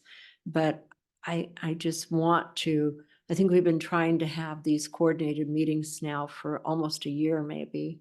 And I don't see a lot of progress of coming up with a resolve of how do we really address this? Because it's not going to go away, and we need to almost create a specialized service that is serving, in my mind, because it does take a different vehicle, and it does take more staff, and it does include the safety of the staff that's with you. And then it takes availability. So how do we arrive at that? Talking to you guys that run those services and talking to people who ask for the services. How do we meld you all together so we find a solution to create that and move forward from here? Not getting after anybody. It's something new almost that we have to start figuring out how to provide that service. Yeah. Yeah. I know I've discussed this with Tyrone. Is that Okay. correct? And, you know, we worked through a transport earlier in January that needed secure transport. And Mhm. there were no problems, and he has my number, and Okay. everything seemed to work fine on that one. So of the ones I know that are coming in, we're meeting that need. Okay. I'm not hearing very much about voluntaries. I've been told that there is somebody that's doing voluntary transfers. So Okay. Carmen, do you, if you don't mind, could I invite Carmen and Tyrone up to the table so we could intermix if they don't mind coming up? Do we have the other mic or something? While we're doing that, I guess I'll make my seatmates aware that I had a meeting with Mr. Burt's a month or two ago, and he was very responsive to answering all my questions. So I want to thank him for that. Well, thank you. It was a great opportunity to meet. Good. So, you'll have to really clarify about what your needs are, where you feel like you might have some gaps, so we can talk about it and figure out how to fill them. And I have a little bit of disconnect between voluntary and involuntary and what happens with those and how they move. And if involuntary are being serviced, then what's happening with the voluntary? Right, so, Go ahead, you keep going. okay, I'm gonna organize this a little bit better. all right. You get So it might also be best to have Lauren and Aaron up here as well as Oh, part sure. of this conversation. See what happens when you sit in the back. And then maybe- I didn't. You'll all hear. So I can tell you that we do, I don't know lately how many calls I've received right offhand for transports, but there was one recently that I had to decline because I just didn't have anybody. We were short-staffed already on all of our levels, sorry. Can't hear yourself. And, Couldn't and hear a- myself. a call for a transport, do you mean the public calls in and says, I need help at my house? No, it was actually a call from one of the DCRs. They were at the hospital with somebody who was there who was not incarcerated, but needed transported. And a DCR is? The designated crisis response person Okay. from behavior health. Okay, And they're the ones who make that decision whether or not they need to be detained. And then, of course, then that process starts. Sometimes it takes upwards of 10 hours or better to get that process completed. And then finding the transport and the people to do the transport. okay. I'd have to look back at she's got. Okay. Thank you. So just in the last year, we've had, so since November 22, when we've taken this on, we've had 42 involuntary transports. 4 of those have been transported by EMS district. And then they did do 1 voluntary for us. We have had 18 voluntary calls, so it's a total of 59 calls where we've required transportation. And so typically with voluntary, sometimes we have families will be able to accommodate that need. We have a contractor that will accommodate that need. Involuntary, we do have to have a hospital. And so really trying to get a better access to ambulance services to get them out with that, because that's like, what, 10%, I think. Okay. So then just from the hospital perspective, it is the provider, the medical provider and the DCR together that determine the need for transportation and what that looks like. Also with consultation from the facility, some facilities will not accept clients if they are not in a secure transport. It is an interfacility transport, so facility to facility, they're going from one medical hold to another medical hold. So that's just to help highlight kind of the importance of having that access. So I will point out that the sheriff's office has transported 10 of our clients over the last year as a courtesy, which we are very grateful for, but which is also not, in my opinion, something that's in the best interest of our clients or their office. Mhm. I'm not prepared to do it. Tyrone, do you have anything to add? Well, I would like to say that I want to acknowledge that we did work together on that one case, and we were definitely appreciative. As for the voluntary and involuntary piece, it is challenging even on the end of the DCR, speaking with the receiving facility, because they would prefer if they could get the transport secured. Now, one of the things that we can do on our end is to actually have that frank conversation with the individual and say, hey, this is a voluntary transmission. However, it has to be secured. However, there is nothing in the law that says that family members cannot transport. That decision is left up to the receiving facility. And they also have a challenging point to make by saying, we would prefer if the voluntary person comes in via secure transport. So again, most people who are going voluntary would rather not be in a supine position, going to a transport. Mhm. That's just the key point, because the outcome of a voluntary admission is also something that we can make a determination by law. So involuntary or voluntary is an outcome. So I think sometimes there's a confusion as to whether or not, if the person is voluntary, it's their decision whether or not they will receive services. If we say, and we work with the individual, that voluntary is the likely outcome, then if we can secure the transport, usually and typically those individuals comply. Sure.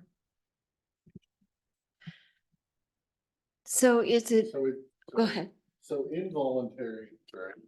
So involuntary are the ones that may need to be laying horizontal and actually attached in some device to the gurney that they're laying on to make sure they're not disruptive. In those cases, those individuals are usually, the determination is they're gravely disabled or they're unable to take care of their needs. So the involuntary outcome, yes, will be best be seen in that particular stance, where the individual will have to be transported essentially against their will.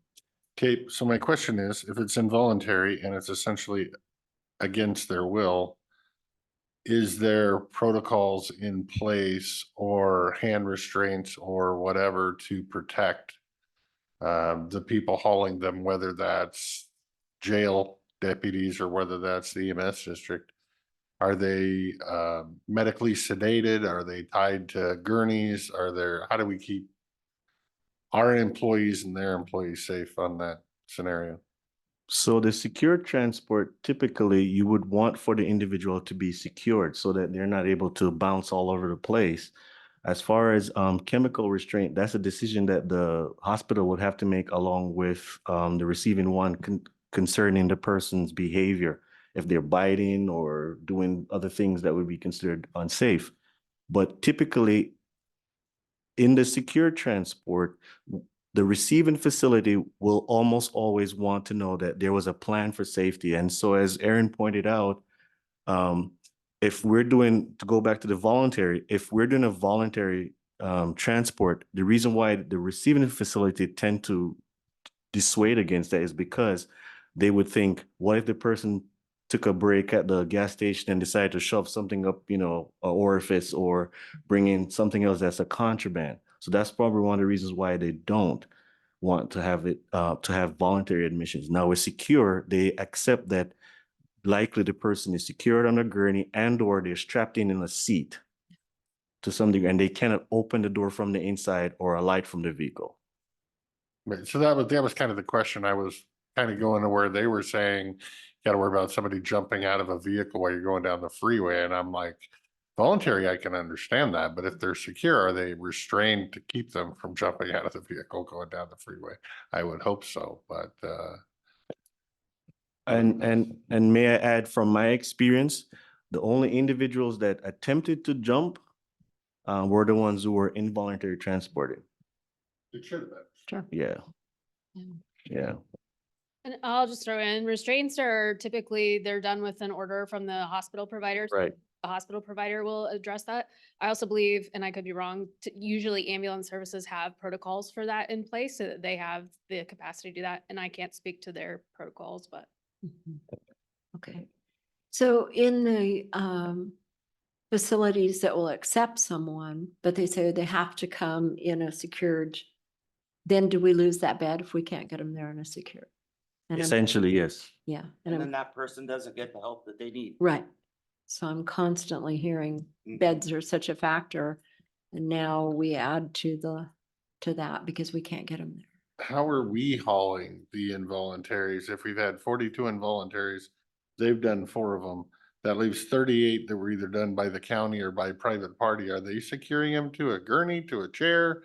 They just We- handcuffing them, throwing the back of a squad car? How are we managing that right now? I'm not gonna, I'll let Carmen speak to how they manage that when they've done that. I think they, we have had AMR has come in 20 different times. Mountain Transport is also an ambulance facility that's come in twice. And then depending, we have had our private contractor has taken care of a couple of the involuntary, but I don't have the exact number that they've managed. And I'm assuming they've restrained according to their policies of their And district and company and blah, blah, blah. and in Okay. accordance with the provider orders from the emergency room. Okay, all right. Well, that How was- far away do they have to come from, like AMR? I believe they come either out of Yakima or Oh. Vancouver Okay, or Portland, I think. They have offices in both. okay. Yeah, so I think I'm back around and I'm not in your realm or well educated in all of your fields, but I'm in the outside of it trying to figure out how do we provide this service?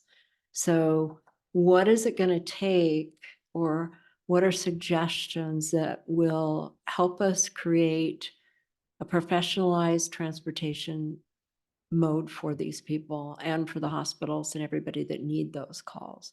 How can we help move that so that we offer that? Or, and I know you're a different entity and you have a levy and your budgets. Is that something within your charter that you guys have looked at wanting to maybe get there, but we haven't been able to help you figure out how we can get this functioning through your entity?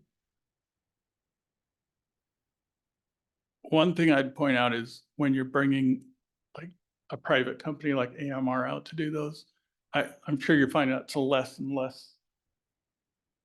They're less and less responsive to doing that because they are also having Yeah. staffing issues. Yeah. And so they're not utilizing their 911 services to do that when they come out.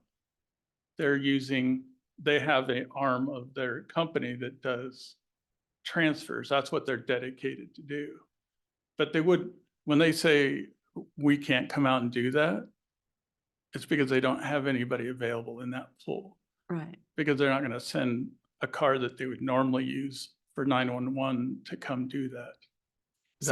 So what I'm saying is that's what we're trying to do, is not take one of the cars that is dedicated to either doing the medical transfers or the 911 calls.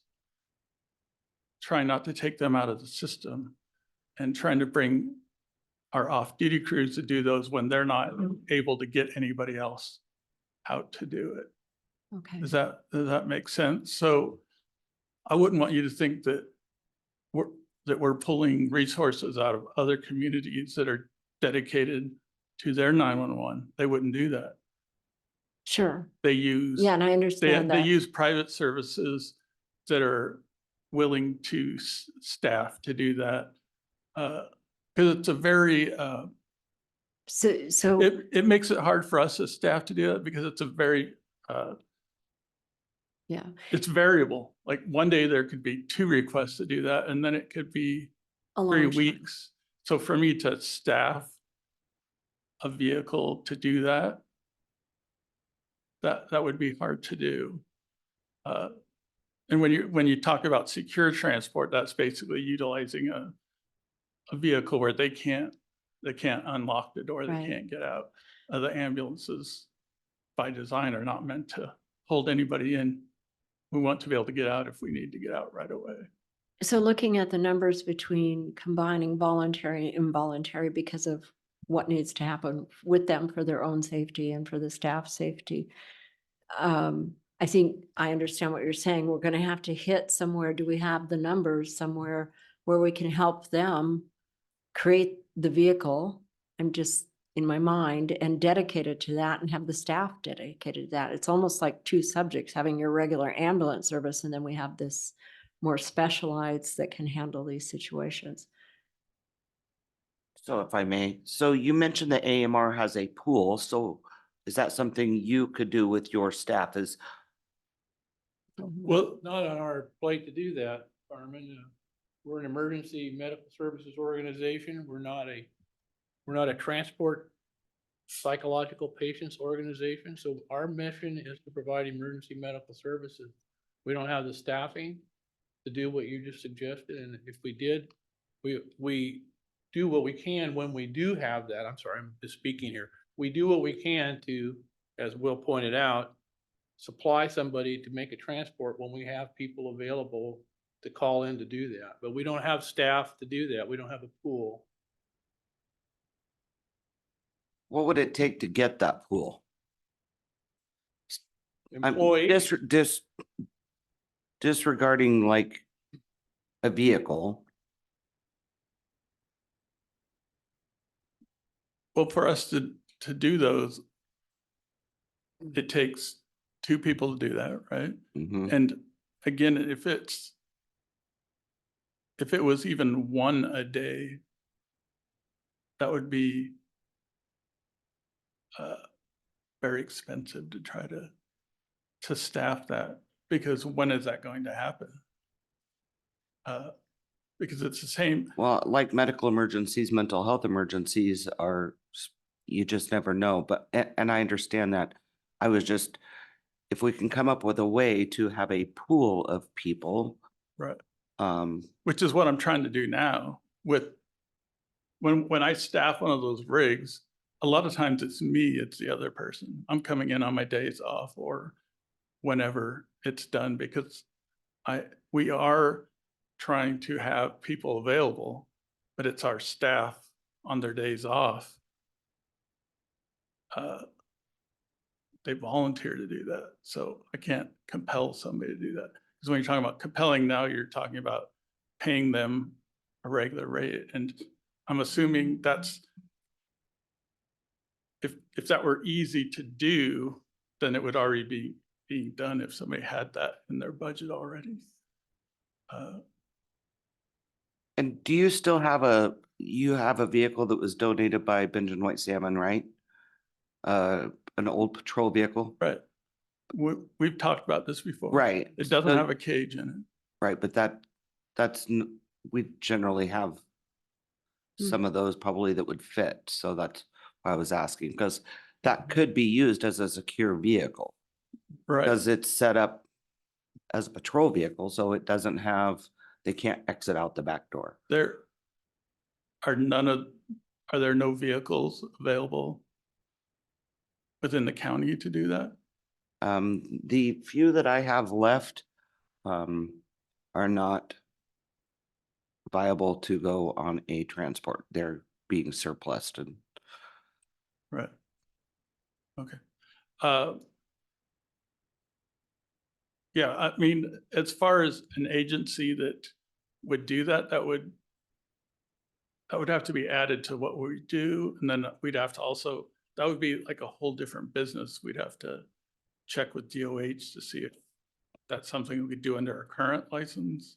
We're not providing that kind of service isn't normally within an EMS district's purview to do. That's a mental health, Aaron, and did it you, falls on the county to sort of.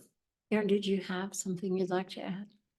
No, I'm just having a hard time understanding what the or what the difference is, or why mental health isn't considered a facility to facility transport under an ambulance district. Like, I'm having a hard time understanding how the definition is different, because it seems like that wouldn't change the license at all. It's transporting someone that has a medical need from one facility to the other.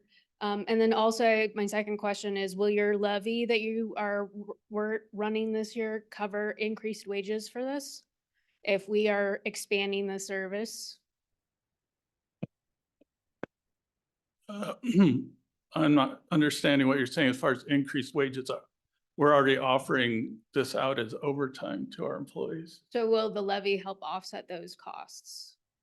And we're looking at like 1 to 2 transports a month. So we're not doing this every day. Right, It's like an average of 2 per month over the last however many months we're at now, 18, I think. right. And like I said, this year alone, we've done 2. I don't know that other than we got a call that said we have a voluntary that needs to go by secure transport. Our crews aren't well versed in that. I didn't understand what that meant initially either, because that seemed like, okay, so they're voluntary, which means they're like any other patient we would take. They have the right to refuse, or they're involuntary, and I have to ensure that that person is going to arrive at the facility that we're being asked to take them. And my question to the ER was, are they going to be restrained? Because that's the only way that I can safely ensure that someone's going to make it to the facility. And I couldn't get an answer to that. And that's something that I'm working with the hospitals about, because they're telling me that hospitals aren't allowed to restrain people proactively, and therefore I shouldn't be able to do that either. And I disagree with that, because I want to be able to safely get if I say I'm going to do something, I want to do it. Mhm. The times that I've been here, I've been asked, well, can you commit to doing that 1 or 2 times a month? I said, if I can do that, I will. And that's what I've done. I'm not sure what all the sort of angst and irritation that I'm getting from other people. I'm not saying from you. Yeah, and I don't, it's hard when you have transition and you build what I see as new things. And so I think there's frustrations because we still have gaps and holes. You're doing everything you provide during your services plus what you can provide. And yours is actually a transition. Where are we going with this? What does it look like in the future? And while that time is passing, the hospital, mental health, and the sheriff still have holes. And Aaron, you said maybe 2 per month, but do you have additional that add to that too? Does the hospital have additional adds to that number? What are we looking at in our county as a whole, probably per month and I want to call it secured transports or where they are, whether they're voluntary or involuntary, I want to make sure they're safe and keep them secured. So how do we create that for them so we serve the public? May I establish that one of the key factors when we are looking at detaining and or evaluating a person is that person has to be medically cleared. So there goes that establishment of establishing a medical reason or ruling out medical reasons for the person's ailment. And once that is cleared, the nurse and the doctor team at said hospitals rely on our judgment and our clinical evaluation to then say what level of care is needed afterwards. So as far as the transport part is concerned, ideally, if the person is voluntary, like a client, we would like to see that person maybe sit upright, but is strapped in, but cannot remove it. So I can have a frank conversation with that person and say, okay, you're not gonna go to a chateau on the hill. The transport is gonna be like this. Here's what it's gonna look like. And since you're voluntary, the person that has to go to the facility, it's just that while they're there, they're just saying, I want to benefit, and they will leave once it's finished. It's not that they can just decide, oh, I don't want to be here anymore, because eventually they're going to end up again in our presence to be screened for services. With the involuntary, typically those individuals might be experiencing a lot of severe issues and are more dangerous at, maybe act more dangerous at staff or people involved. Okay. I think we have Mr. Anderson online. Thank you, Madam Chair. And thank you to the EMS district for providing 2 out of the 4 transports just this year.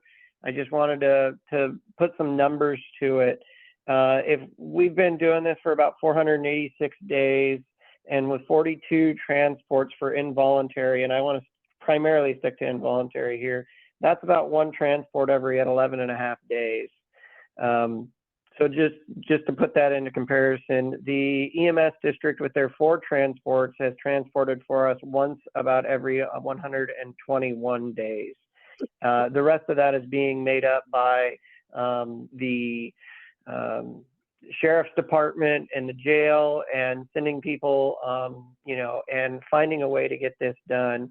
My question is for the EMS district, do you have hard restraints in any of your ambulances so that you can restrain them if that is what the doctor is recommending versus, you know, using chemical restraints? Yes.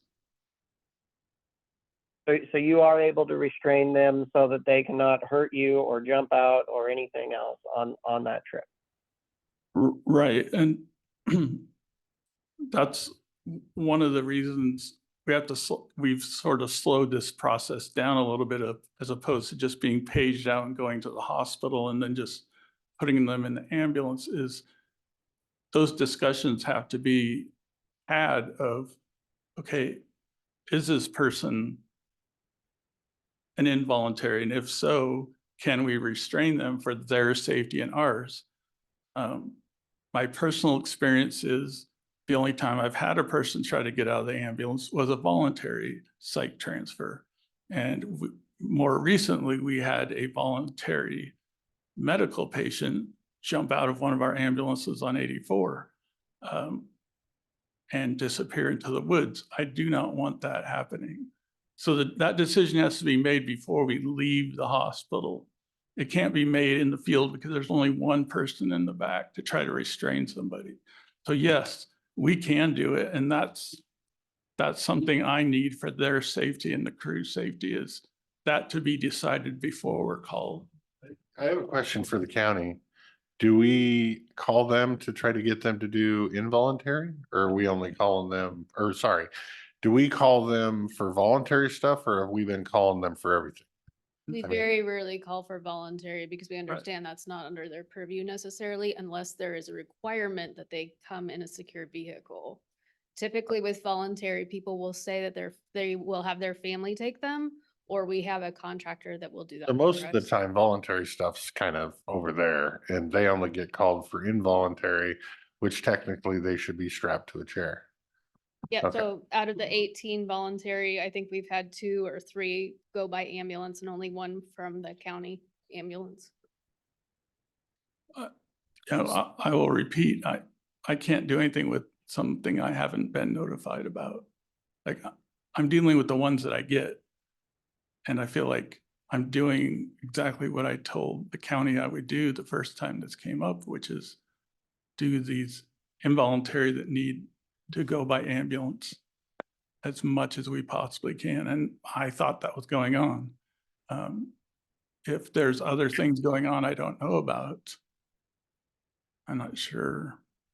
what I can do about So that. how do those calls go to them? From the hospital or from the sheriff department? Is that how the calls are getting to them? KVH, I believe, calls dispatch and dispatch pages. Is that correct, Jeff?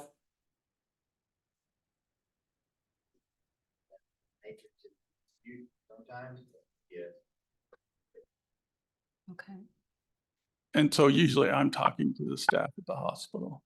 And then the one I did earlier this year, Tyrone called me and we worked it out. I think I'm pretty reasonable and I try to do everything I can when I know about it, because we're not just trying to say, no, we aren't going to help with this. Yeah. How long does it take you to make the decision with your staff about the restraints? Just so we have an idea. Because you said you don't want to get the page and go and not have that decision in place. So is that a 20-minute or a 1 day? I don't know. Now, it can be, if it's made before we're called, then there's no time in it. The difference between, like, let's say a field call that involves restraints Mhm. is we would never leave the scene until the patient was restrained, whether that involved law enforcement, hopefully, or Right. the volunteer fire, because you want to use as many people as possible to be safe as possible. So what I don't want is there to be some question as to whether somebody's voluntary, and this has sort of been a process we've been working through. I don't want it to be cited after the ambulance has left the hospital and there's only one person in the Right. back. So there are some new restraints available and I'd be more than happy to share one with you. It is a transport restraint and it holds the person's arms down at their side and it completely wraps them. It's actually called the wrap. So that's something that might be something that you could use as well. Yeah, if it's been approved for medical use. Otherwise, we have, Velcro, Mhm. relatively soft. That's what this is, all restraints Velcro. for their extremities. And then we have, of course, the straps on the cot. The straps on the cot are just like click, click, click, and somebody's Right. up Right. without the hand and the leg restraints. Sure, a very motivated person could get out of them, but it buys us time to realize what's going on if they're in restraints. And then what happens if they're, I guess I'd say in restraints and just happy go lucky, like I was on my confined to little plane all the way to Meridian, Idaho with my heart attack. And then towards the end of that little trip, I asked the paramedic or whatever that was in the plane that asked me at the beginning if I wanted some sedation. And I'm like, you better give me some of that sedation. Because I'm kind of a big boy. And if I freak out up here, this is a bad deal. Can you guys actually give them sedation if they start freaking out in the back of in your ambulance? We do have protocols for that. The only problem would be is if the facility that person was going to wasn't prepared to take deal somebody with who had been your- sedated. We can do it. We have all the equipment to monitor them and make sure that their breathing doesn't slow down or things like that. So we would hate to get all the I way. was very thankful for the one that Yeah. gave me mine. And like the last one we did, the staff was very good about giving the patient some oral medication, Mhm. which most facilities are going to be okay with receiving a patient that has had some. So we want their comfort. It's just, Safer for everybody. it's safer for everybody. Right. Mr. Anderson, Thank you, Madam Chair. This question is for Director Quinn. How many involuntary transfers have we had this year to date? I don't know.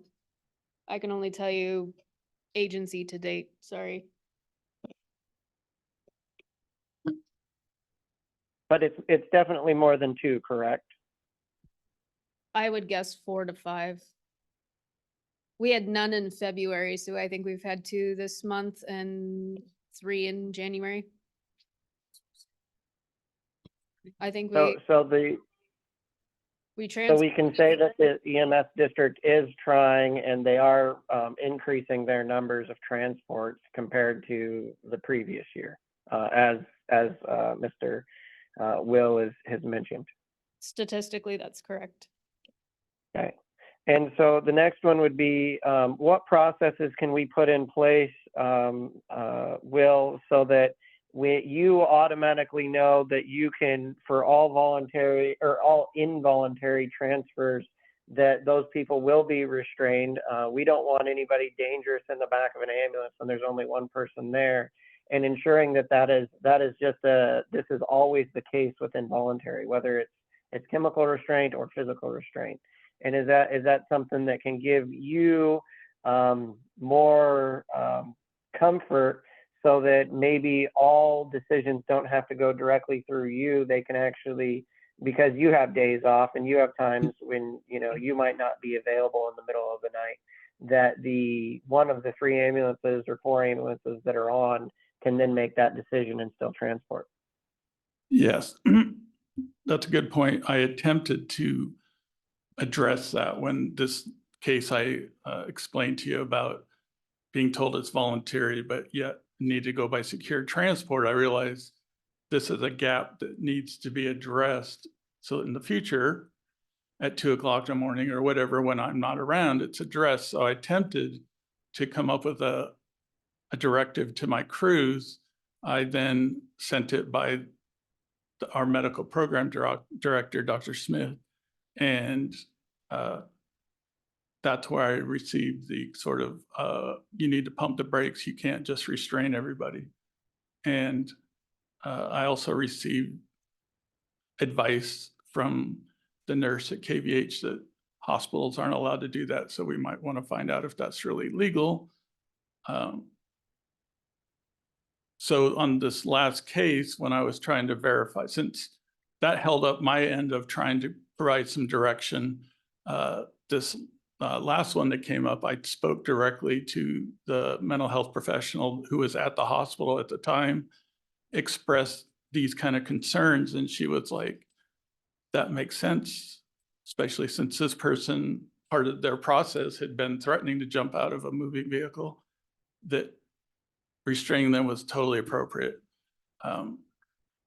So I felt comfortable with that patient. So I am still pursuing having And that. so that's on the voluntary, but can all involuntary be restrained? That would be a better. Right, I was only trying to address involuntaries. By the nature of the fact that they're voluntary, I'm not concerned about that because we have protocols that deal with people who decide that they no longer want our services.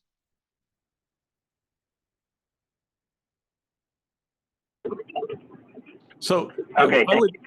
I would say the biggest thing that would be helpful for me would be somebody from, Aaron or Tyrone, some kind of directive to us saying, yes, that's a reasonable policy to have. I'm open to situations where maybe somebody's a victim of trauma and they cannot tolerate being restrained because it would cause more problems, and maybe chemical restraint would be, I'm open to that. But as a general practice, that way it's not personal to the person.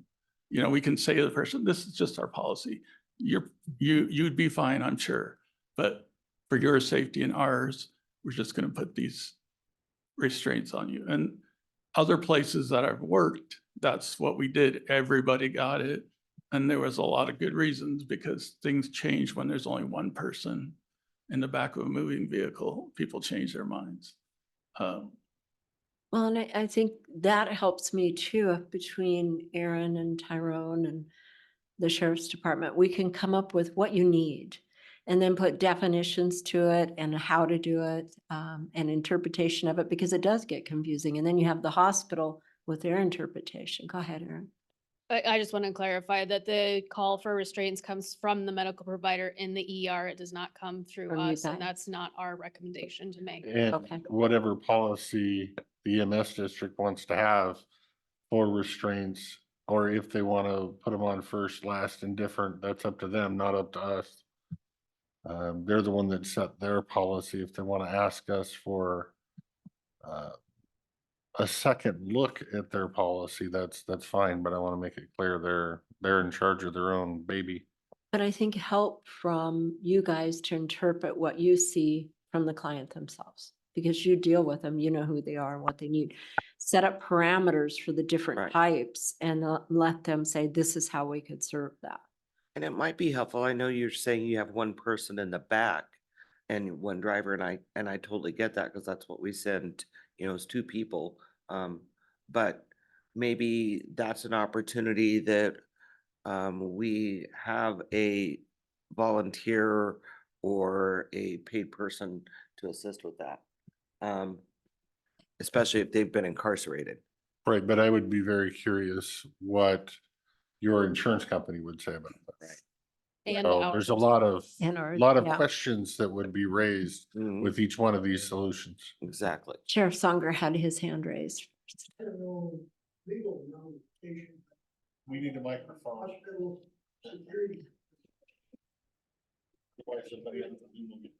Yeah. I don't know about the legal issues that would have to be looked into, but they have a hospital security person that might be able to volunteer to help out. If they have the staff. Right.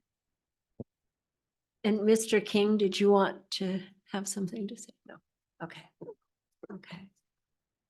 Okay, so where do we go? What's gonna help? Find people in a vehicle.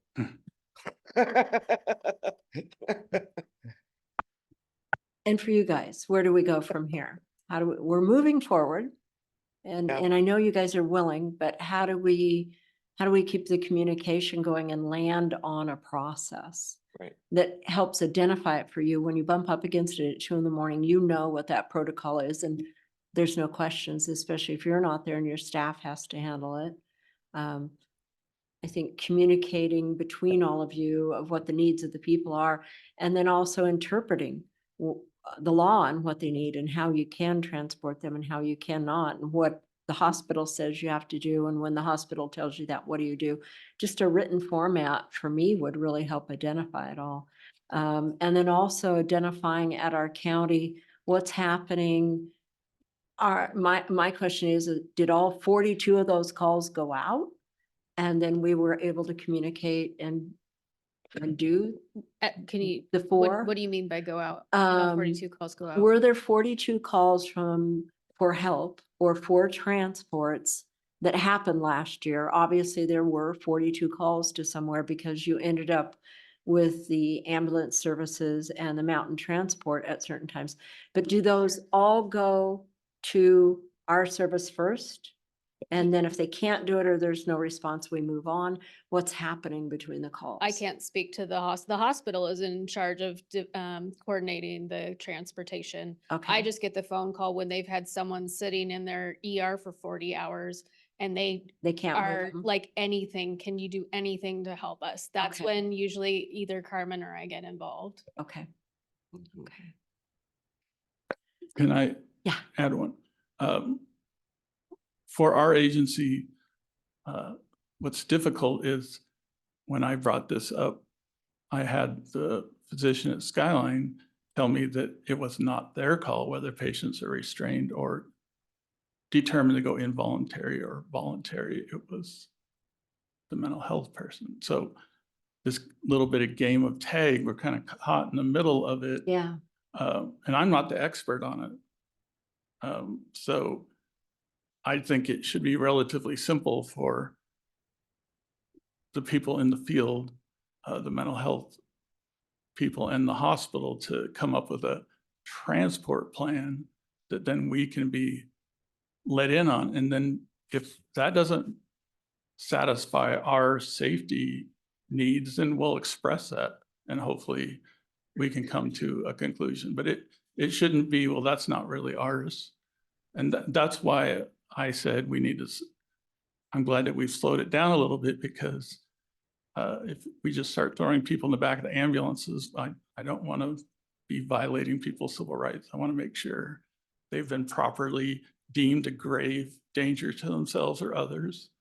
Therefore, they're compelled to go, be evaluated at this facility.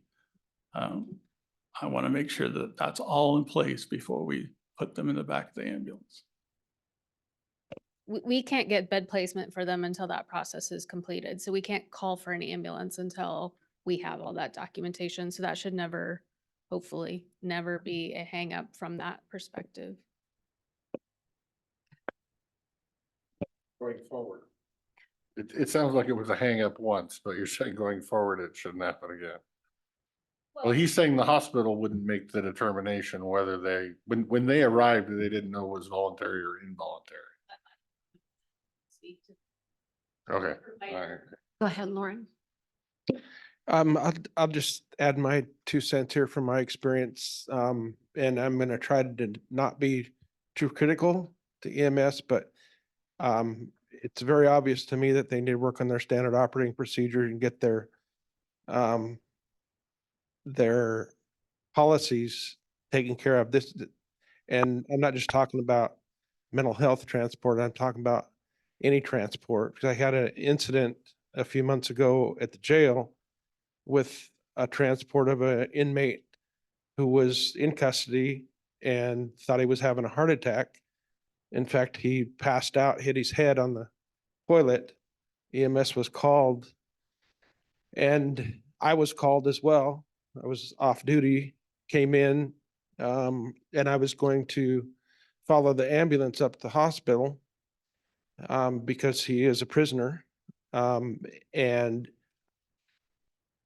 this incident almost resulted in an EMS person getting arrested.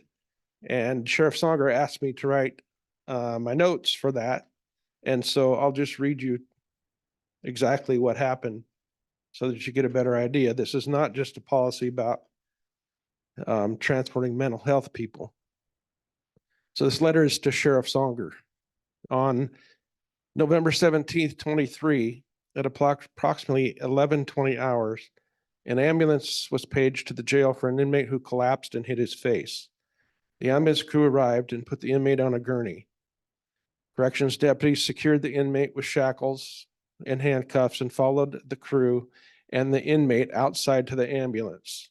The ambulance crew loaded the inmate into the ambulance, and I got into a Durango, the jail Durango, and went to where they were at on the north side of the jail. Once I got there, corrections deputies went back inside. I was planning on escorting the ambulance to the hospital to stay with the inmate at the ER, as we have always done. The ambulance crew was 1 male and 1 female. And I don't know for certain the names of the ambulance crew, and neither did dispatch at the time, but I think the male's name may have been Matt. The male told me, "We aren't transporting this person until we have an officer in the ambulance or the patient is unshackled." And I told him that I'm escorting them to the hospital and I'll be right behind them. He was very stern and repeated himself. "I'm not transporting this person until I have an officer in the ambulance or he's unshackled." I told him that no other ambulance crew had ever required this, to which he replied very harshly, "Well, I am." I told him that the inmate is going to remain in shackles and I don't have the staff available to add another officer to this escort on this short notice. This was, after all, an emergency. He said, "Then we're not transporting." I asked him why. And he replied something to the effect of not being able to turn the inmate over if something happened. And he added that his concern was for the patient, or words to that effect. I told him that I would be right behind them in my patrol car. If something happened, they could stop and I'd be right there. Or they could just continue the 2 minutes to the hospital. He again said that they're not going to anywhere unless I unshackle the inmate or I got another officer in the ambulance. And I said words to the effect of, you really care about your patients sitting here in a parking lot when you could have already been to the ER minutes ago. I then attempted contact with Under Sheriff Nopes, and then I did make contact with the sheriff. After talking with the sheriff, the male ambulance crew member, and I got off the phone with the sheriff, and I told him that if they're not going to transport, then take the prisoner out of the ambulance and I would transport him in the Durango. He told me that they would not remove him from the ambulance until I signed their papers. And I told him, quote, I don't care about your papers right now, and I'm not signing anything. You've wasted enough time. You can bring them up to the hospital if you want me to sign them, but this man needs to get to the ER. Get him out of the ambulance so I can transport him, unquote. He replied that he was not going to get the prisoner out of the ambulance. He was going to call his boss.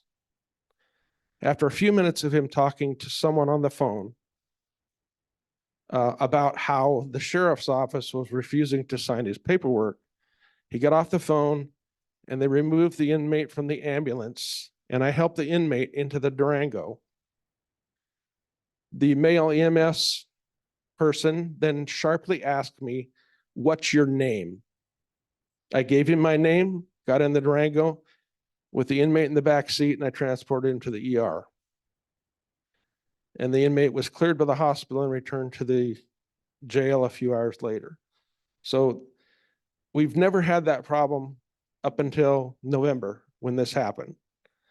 So it doesn't seem like it's just a matter of a problem with their people knowing what to do on mental health calls. There's confusion on regular calls as well. Mr. Jeff, did you take your hand back down? Gotta come forward.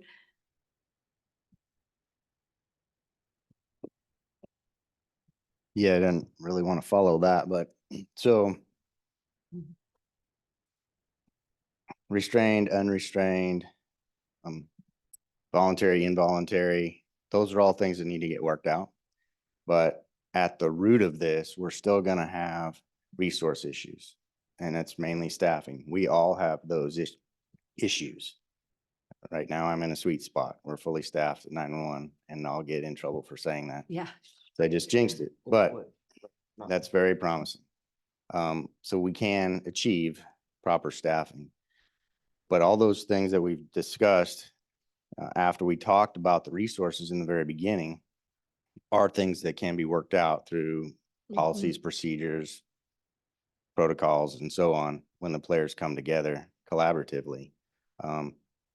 One thing that my staff and I recently talked about, and I won't go into detail, is how we can use a fresh class of EMTs that we just now have in our volunteer fire districts that are being trained actually by the EMS district staff.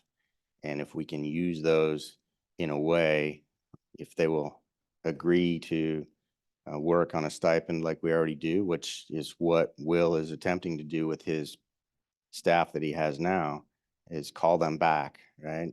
And provide them overtime, or people that work part-time for the EMS district.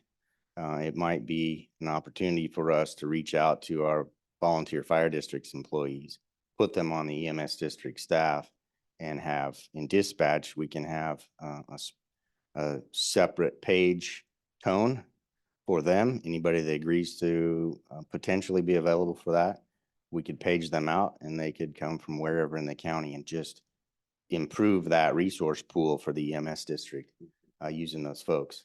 I'm sure that the EMS district will probably have to pay them something as a legal matter, but that's one of the ideas we just had. And like I said, we got way down into the weeds about all these other things, but at the end, if we don't fix the resource issue, none of that will matter, because we still won't have the staff in our local EMS district to call those people back all or even most of the time. In my estimation, And you're so right. Staff everywhere is just a mess. Every time we work on anything, it comes back to staff or people who want to serve or people who want to work. So I think the number 1 and 2 priority are the resources. Right. Is number 1, which comes down to staff and the vehicle. And it sounds like you might have possibilities in vehicles, but you need help with restraints. And it sounds like maybe Carmen has some ideas for you to help with some of that. Well, I Yes. personally, I mean, I like your restraint for you guys, but it sounds like they got it lit over there. I mean, there's already straps on the gurney. They got Velcro for the hands.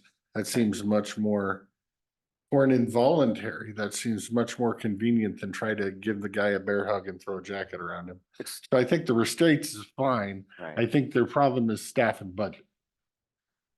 Staff budget and policy. So, and I don't know that the county, the jail, the health department, the behavioral health, emergency management are necessarily going to provide them staff and budget. Well, and for me, that comes down to serving the public. And you are a separate entity with your own levy and how taking a relook at what, and I know everybody like us, and I'm not saying anything about your budget. I have no idea, but I'm saying, looking into your future, saying this is a service that is ongoing. We have to provide it and figuring out the best way we can do it with our budgets, rearranging whatever we have to do. I would be thankful for you to look at that and say if it's a possibility at all for you to do that. Redesigning resources. And then did you have some differences in the restraint idea thing? Well, I think too, we need to kind of determine like, all right, how many resources, like, do we need, Mhm. right?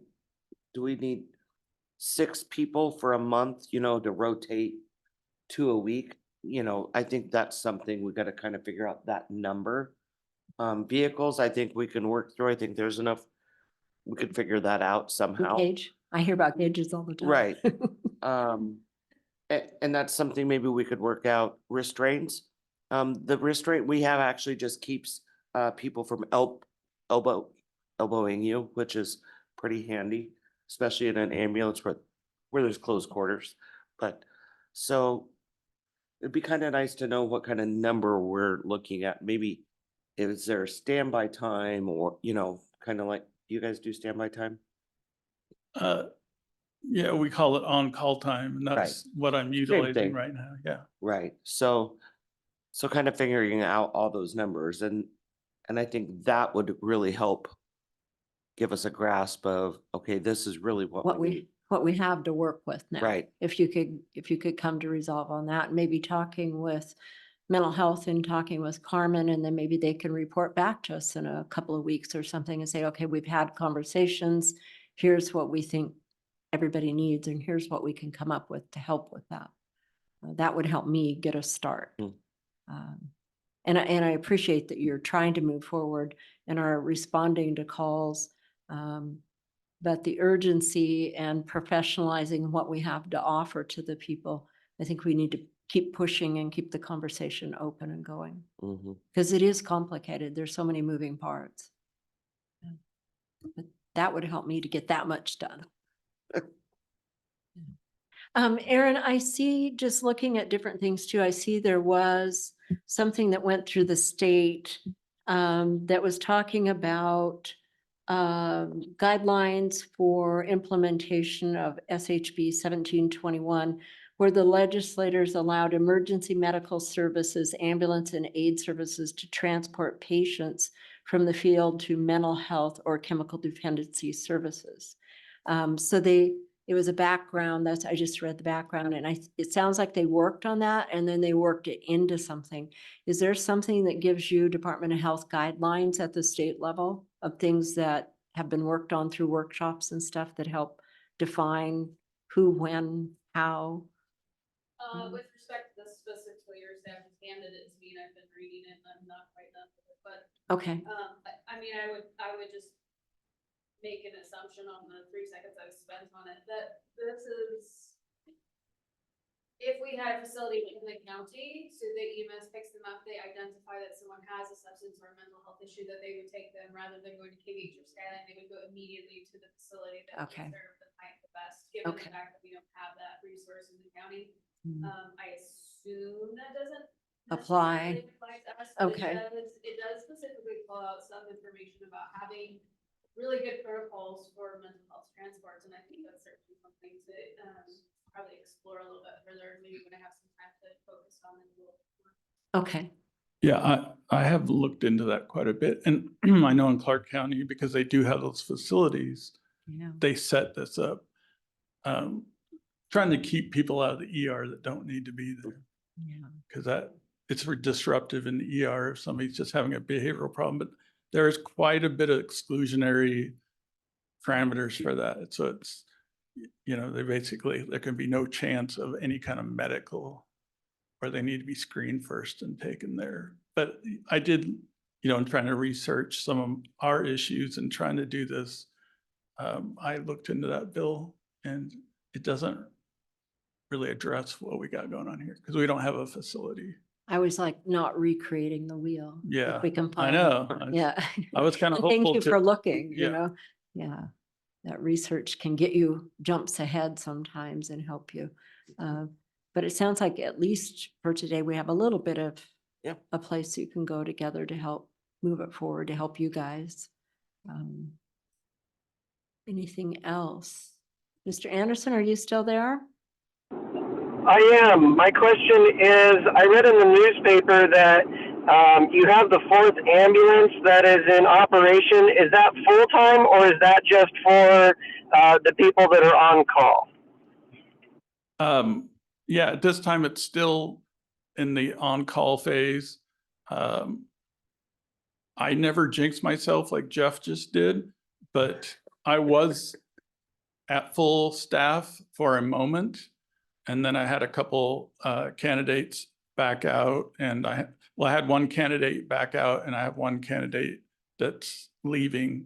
So I am currently back at trying to get my minimum staffing back up, but it's still the goal. And a lot of these can be done at the BLS level, doesn't require a paramedic. So that's where, given enough notice, I can get BLS people together to do these. So I'd say the biggest challenge is the frequency and the staffing, the appropriate staffing in a timely manner to get them accomplished without diminishing what we're doing right now in the community. And it sounds like Jeff's willing to share right now, so I would keep that conversation going.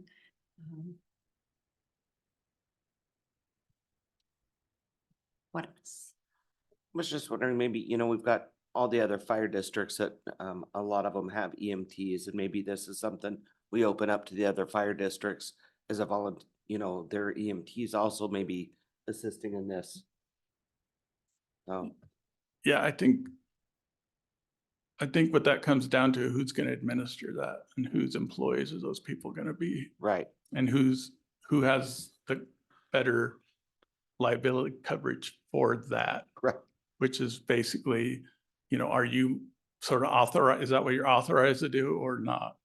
So that has to be further investigated. I was gonna say that idea or that possibility or that option seems like the biggest potential option that we've flushed out here today. So I'd be curious if you guys can work to that and come up with something. Is it possible? Sure, it's gonna cost this amount of money, kind of a scenario. Because I think that might help a long way. Because if you guys can like subcontract those people and it costs you X number amount for wages or X number amount for insurance, maybe the county and the hospitals are willing to do an interlocal agreement where they're paying for said service. It's an option, but we need to know what it would cost and if it's possible.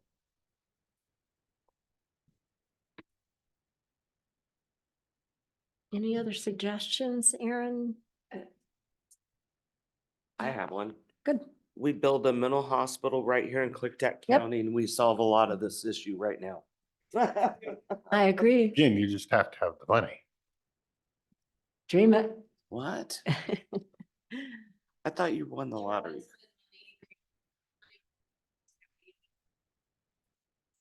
Last 5 years to look at what that would look like to develop one here. One imagine there would be a point in time where we could apply to have that kind of funding again. That funding was diverted to another county before the project was. But it, I haven't heard of this. Must have been before my time. Huh. So rather than make you guys come all the way back to Golden Deal, I really appreciate you coming for the drive today.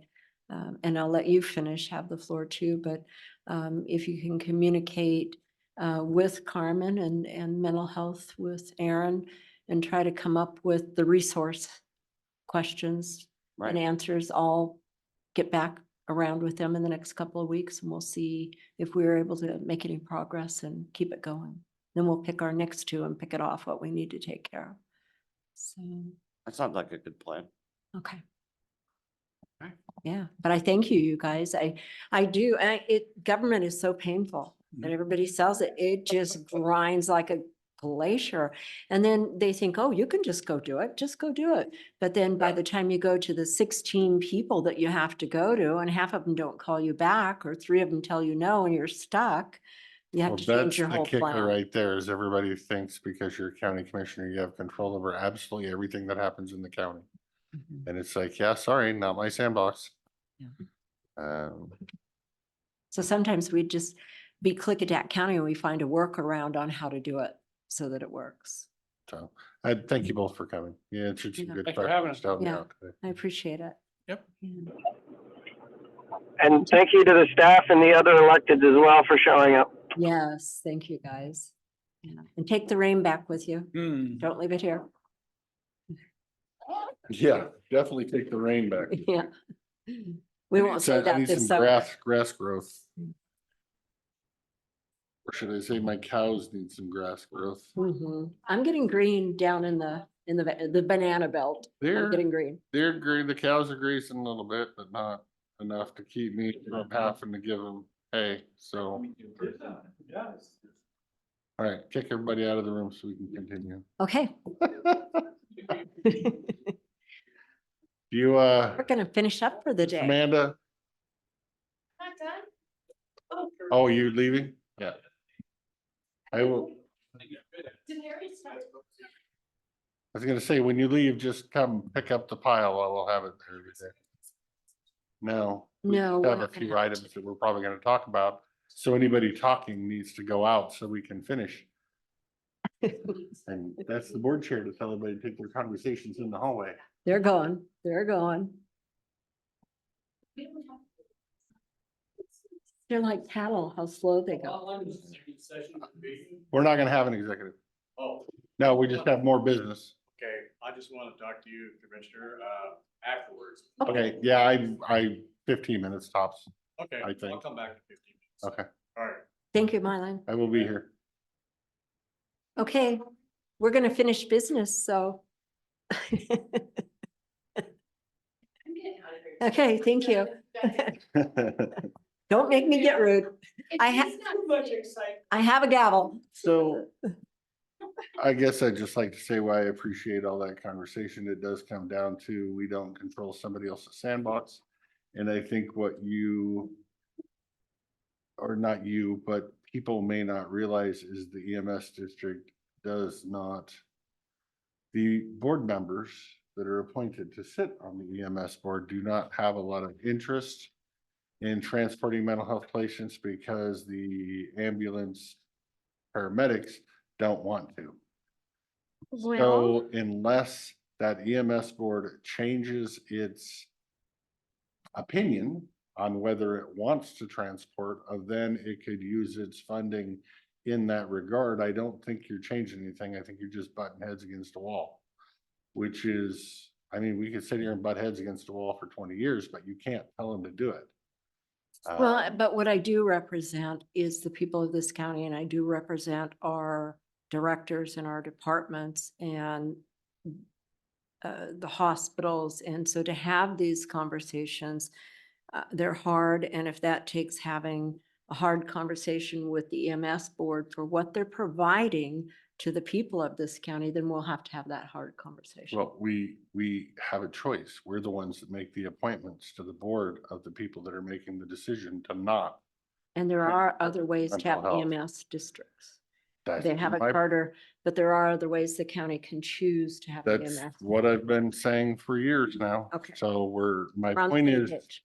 we have available options. We're choosing not to use those options and then complaining because we're not getting the outcome Well, that we want to have. So what I see is we haven't really had a meeting for almost a year.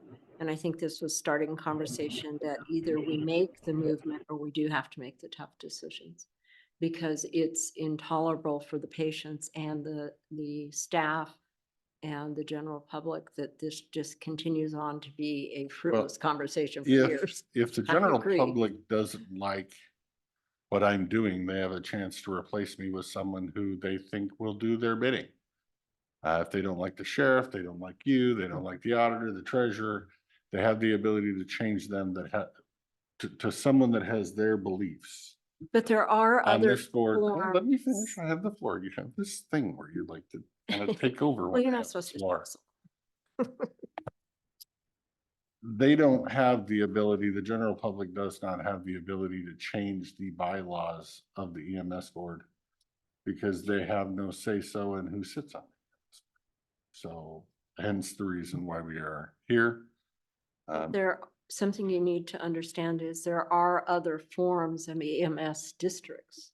And perhaps if we're not going to provide mental health services by choice, there are other forms of EMS districts that the county could consider adopting into their system that have it in their charter that they do provide those services. And that means Step up a second EMS No. district or replace the one you currently have? if we have to serve the public and if the public is paying a lot for a levy and the services aren't being provided, then maybe we need a different conversation of, I'm willing to work and I'm willing to work through it with them and I'm willing to go to any meeting I need to go to get to that end result.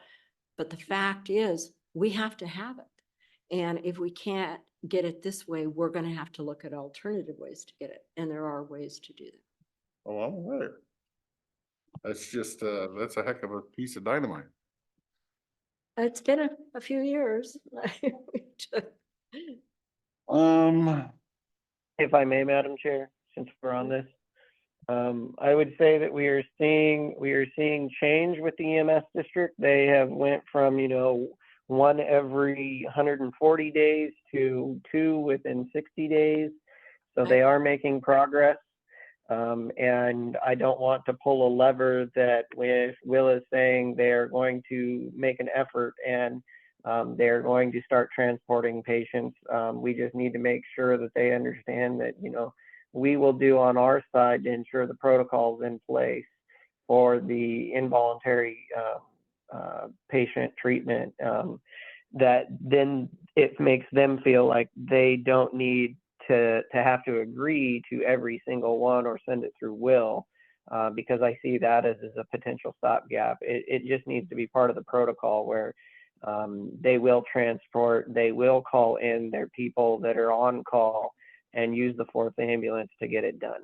And I think, and it comes down to those resources. And I think Director King has a great idea in trying to make sure that we get the resources that are available so they have enough people on call so they can do these transports. And it's not just for this, it's, for any interfacility transport. But Thank you. that's just my 2 cents. No, and I agree with you and thank you for putting in that package. I agree with you totally on that. And I do see them as willing participants with a lot of frustration. So if we can offer them help and a think tank to get us all through it, and I think we're all going the right way. Off to new business? New business. I have something if I may. Go ahead. To address local landowner concerns, I am making a motion for a zoning to address landowner concerns, I am making a motion for a moratorium on zoning changes in Township Range 311 and 411, which is the Snowden area, until the comprehensive plan has been updated to address citizens' concerns.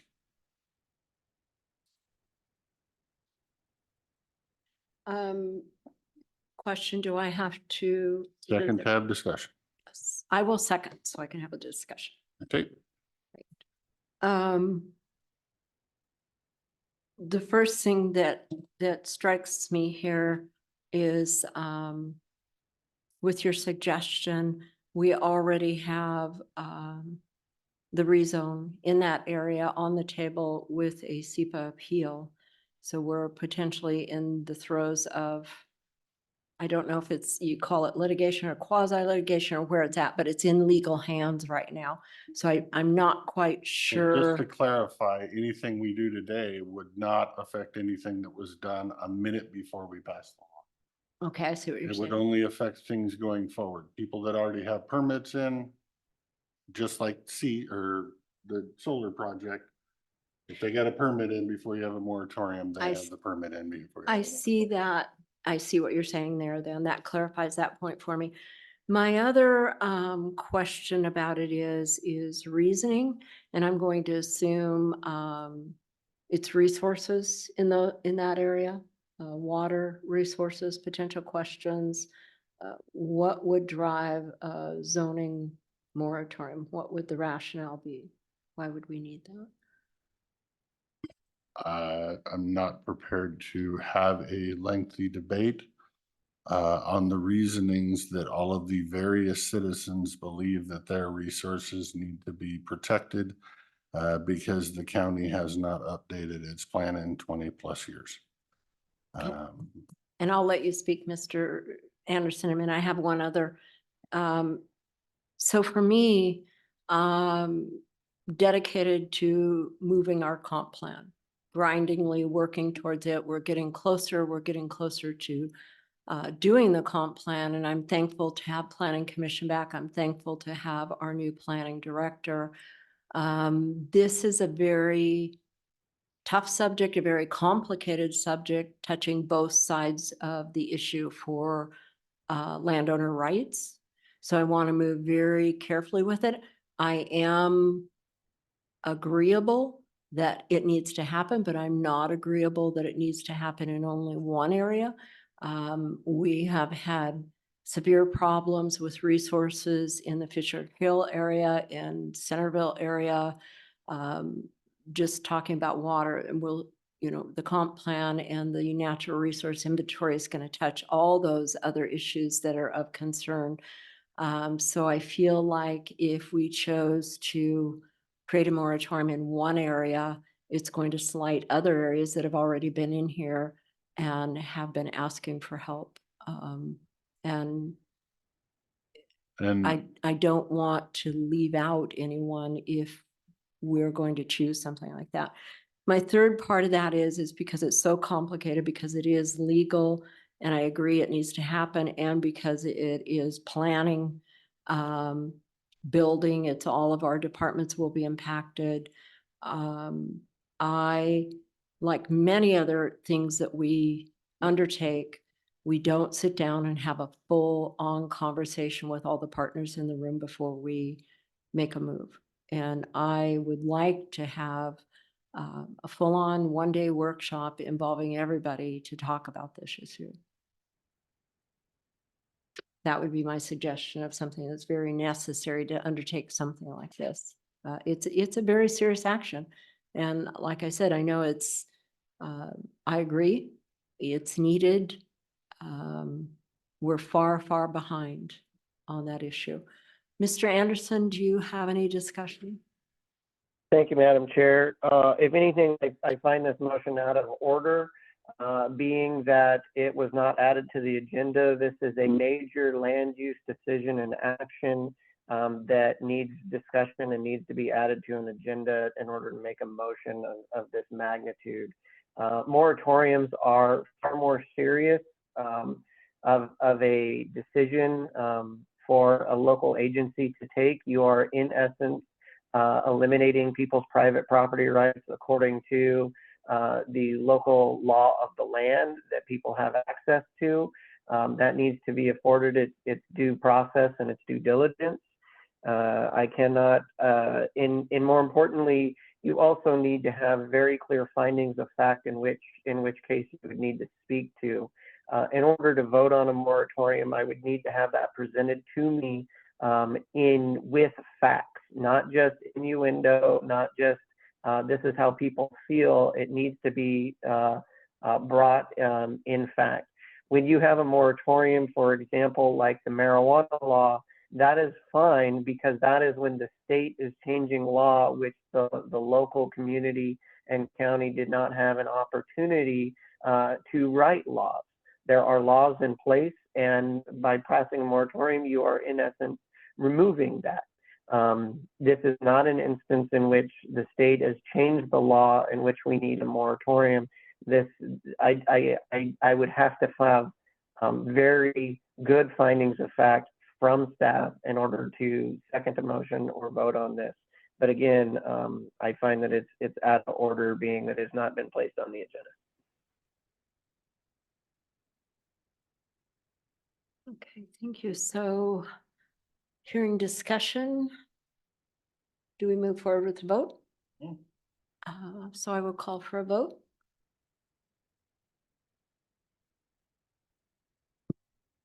All those in favor? Aye. All those opposed? Nay. Nay. So thank you, but I would like to continue this because I don't want it to just drop there. Could we please schedule a workshop to have this full discussion? And I do want to ensure that the planning director is in that discussion. Who else would be crucial to take a discussion on like that to begin with? Anyone else? But I guess I would point out that there's many areas of the county that don't have a problem with where their comprehensive plan is out. So we're putting a moratorium countywide in areas that don't have any issues and no local complaints seems a little overbearing.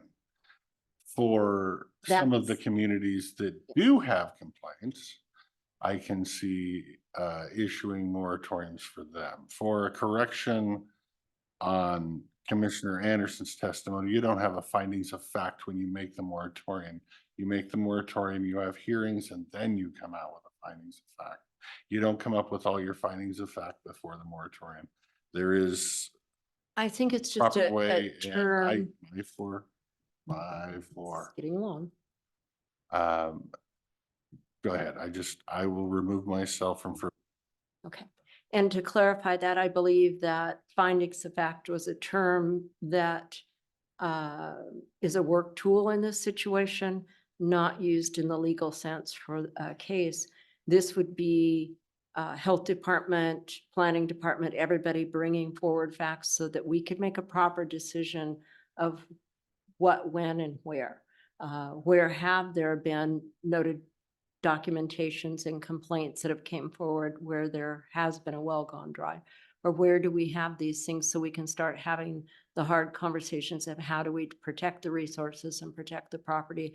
And where do we really know we have hard evidence it's happening? Because it's going to take a water sewers inventory and some other things, or at least an update on what was done 20 years ago, to get to the bottom of where we need to adjust our land use planning and our zoning. And so I would appreciate a workshop with people bringing in, I won't call it findings of facts, but facts. Where are we finding these things happening? And I would like to hear that from qualified staff at the table. If you guys would agree to a workshop and staff can find us a day to do that.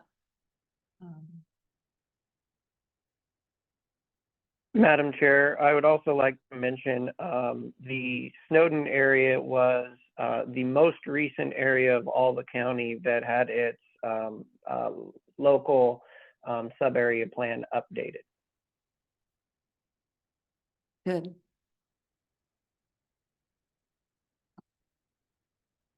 And Mr. Anderson, can you commit to a workshop? Do you?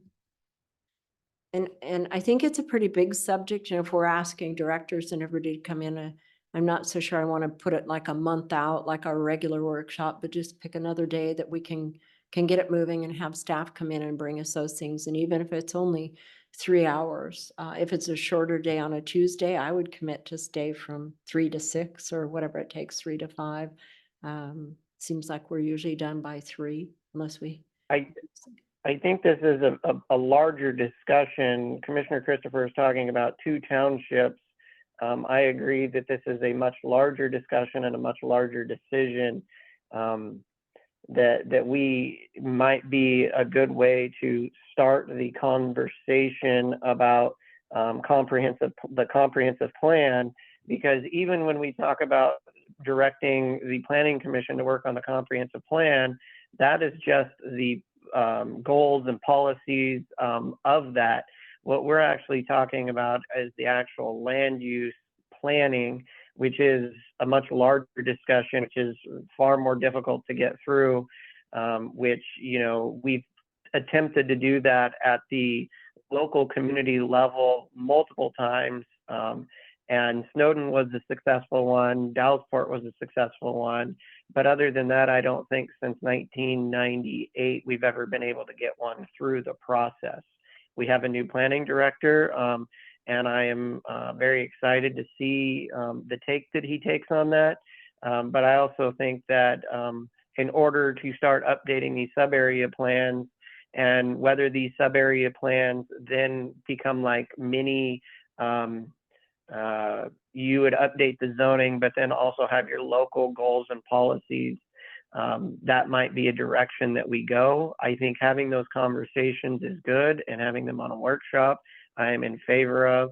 But talking about one individual location just because it's the hot topic of the day, to me, doesn't seem to be the logical decision in that.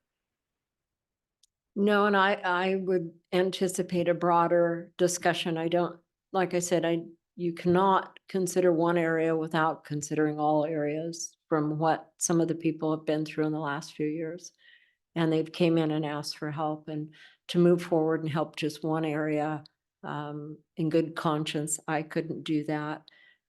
So I would like to hear from directors about where impacts are that they've actually heard of. And I'd like to talk with our planning director about ideas on how do we go forward from here? What would his ideas be? And the sub-area plans, it's almost like we could take some of the more successful ones like Snowden and simply do an update since they have gone through it. So it wouldn't be as painful.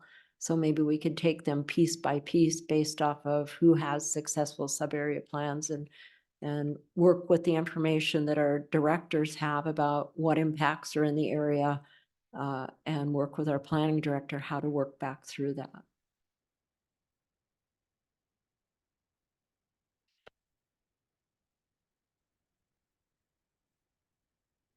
Mr. Christopher, any suggestions?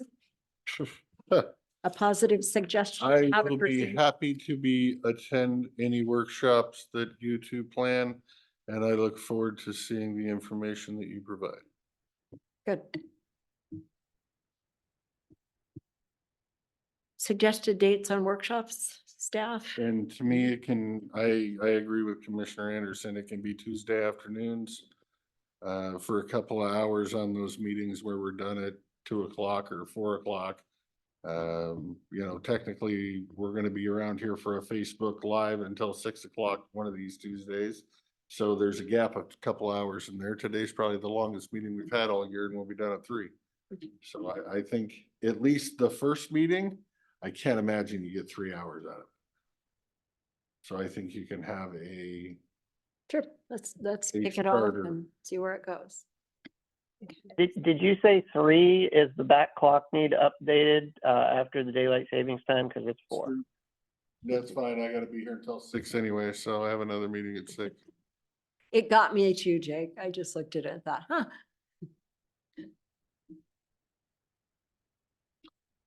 That's all I had for discussion today. Thank you. So, did we want to agree upon a date? Or are we just going to add it in and see, take our chances and ask at least planning director to get ready and have him reach out and say which? Okay. Yeah. Okay. And maybe We- environmental health. oh, Sorry, I didn't know you were speaking. I apologize, ma'am. That's okay. Maybe she was saying environmental health is crucial too, but if we're going to just do like an ad hoc workshop, like add on a couple hours when we're going to be here, you know, in the next week between staying here for Facebook Live or whatever we're working on, planning director is upstairs as long as we pick the days he's here and let him know we may do that to him. He can start thinking about this, but I think for the sake of Mr. Kavanaugh, planning director and Mr. Kavanaugh could work together too. And he could, planning director could just bring Mr. Kavanaugh's information he gives to him for updates. I also Oh, yeah, don't he want can to Zoom.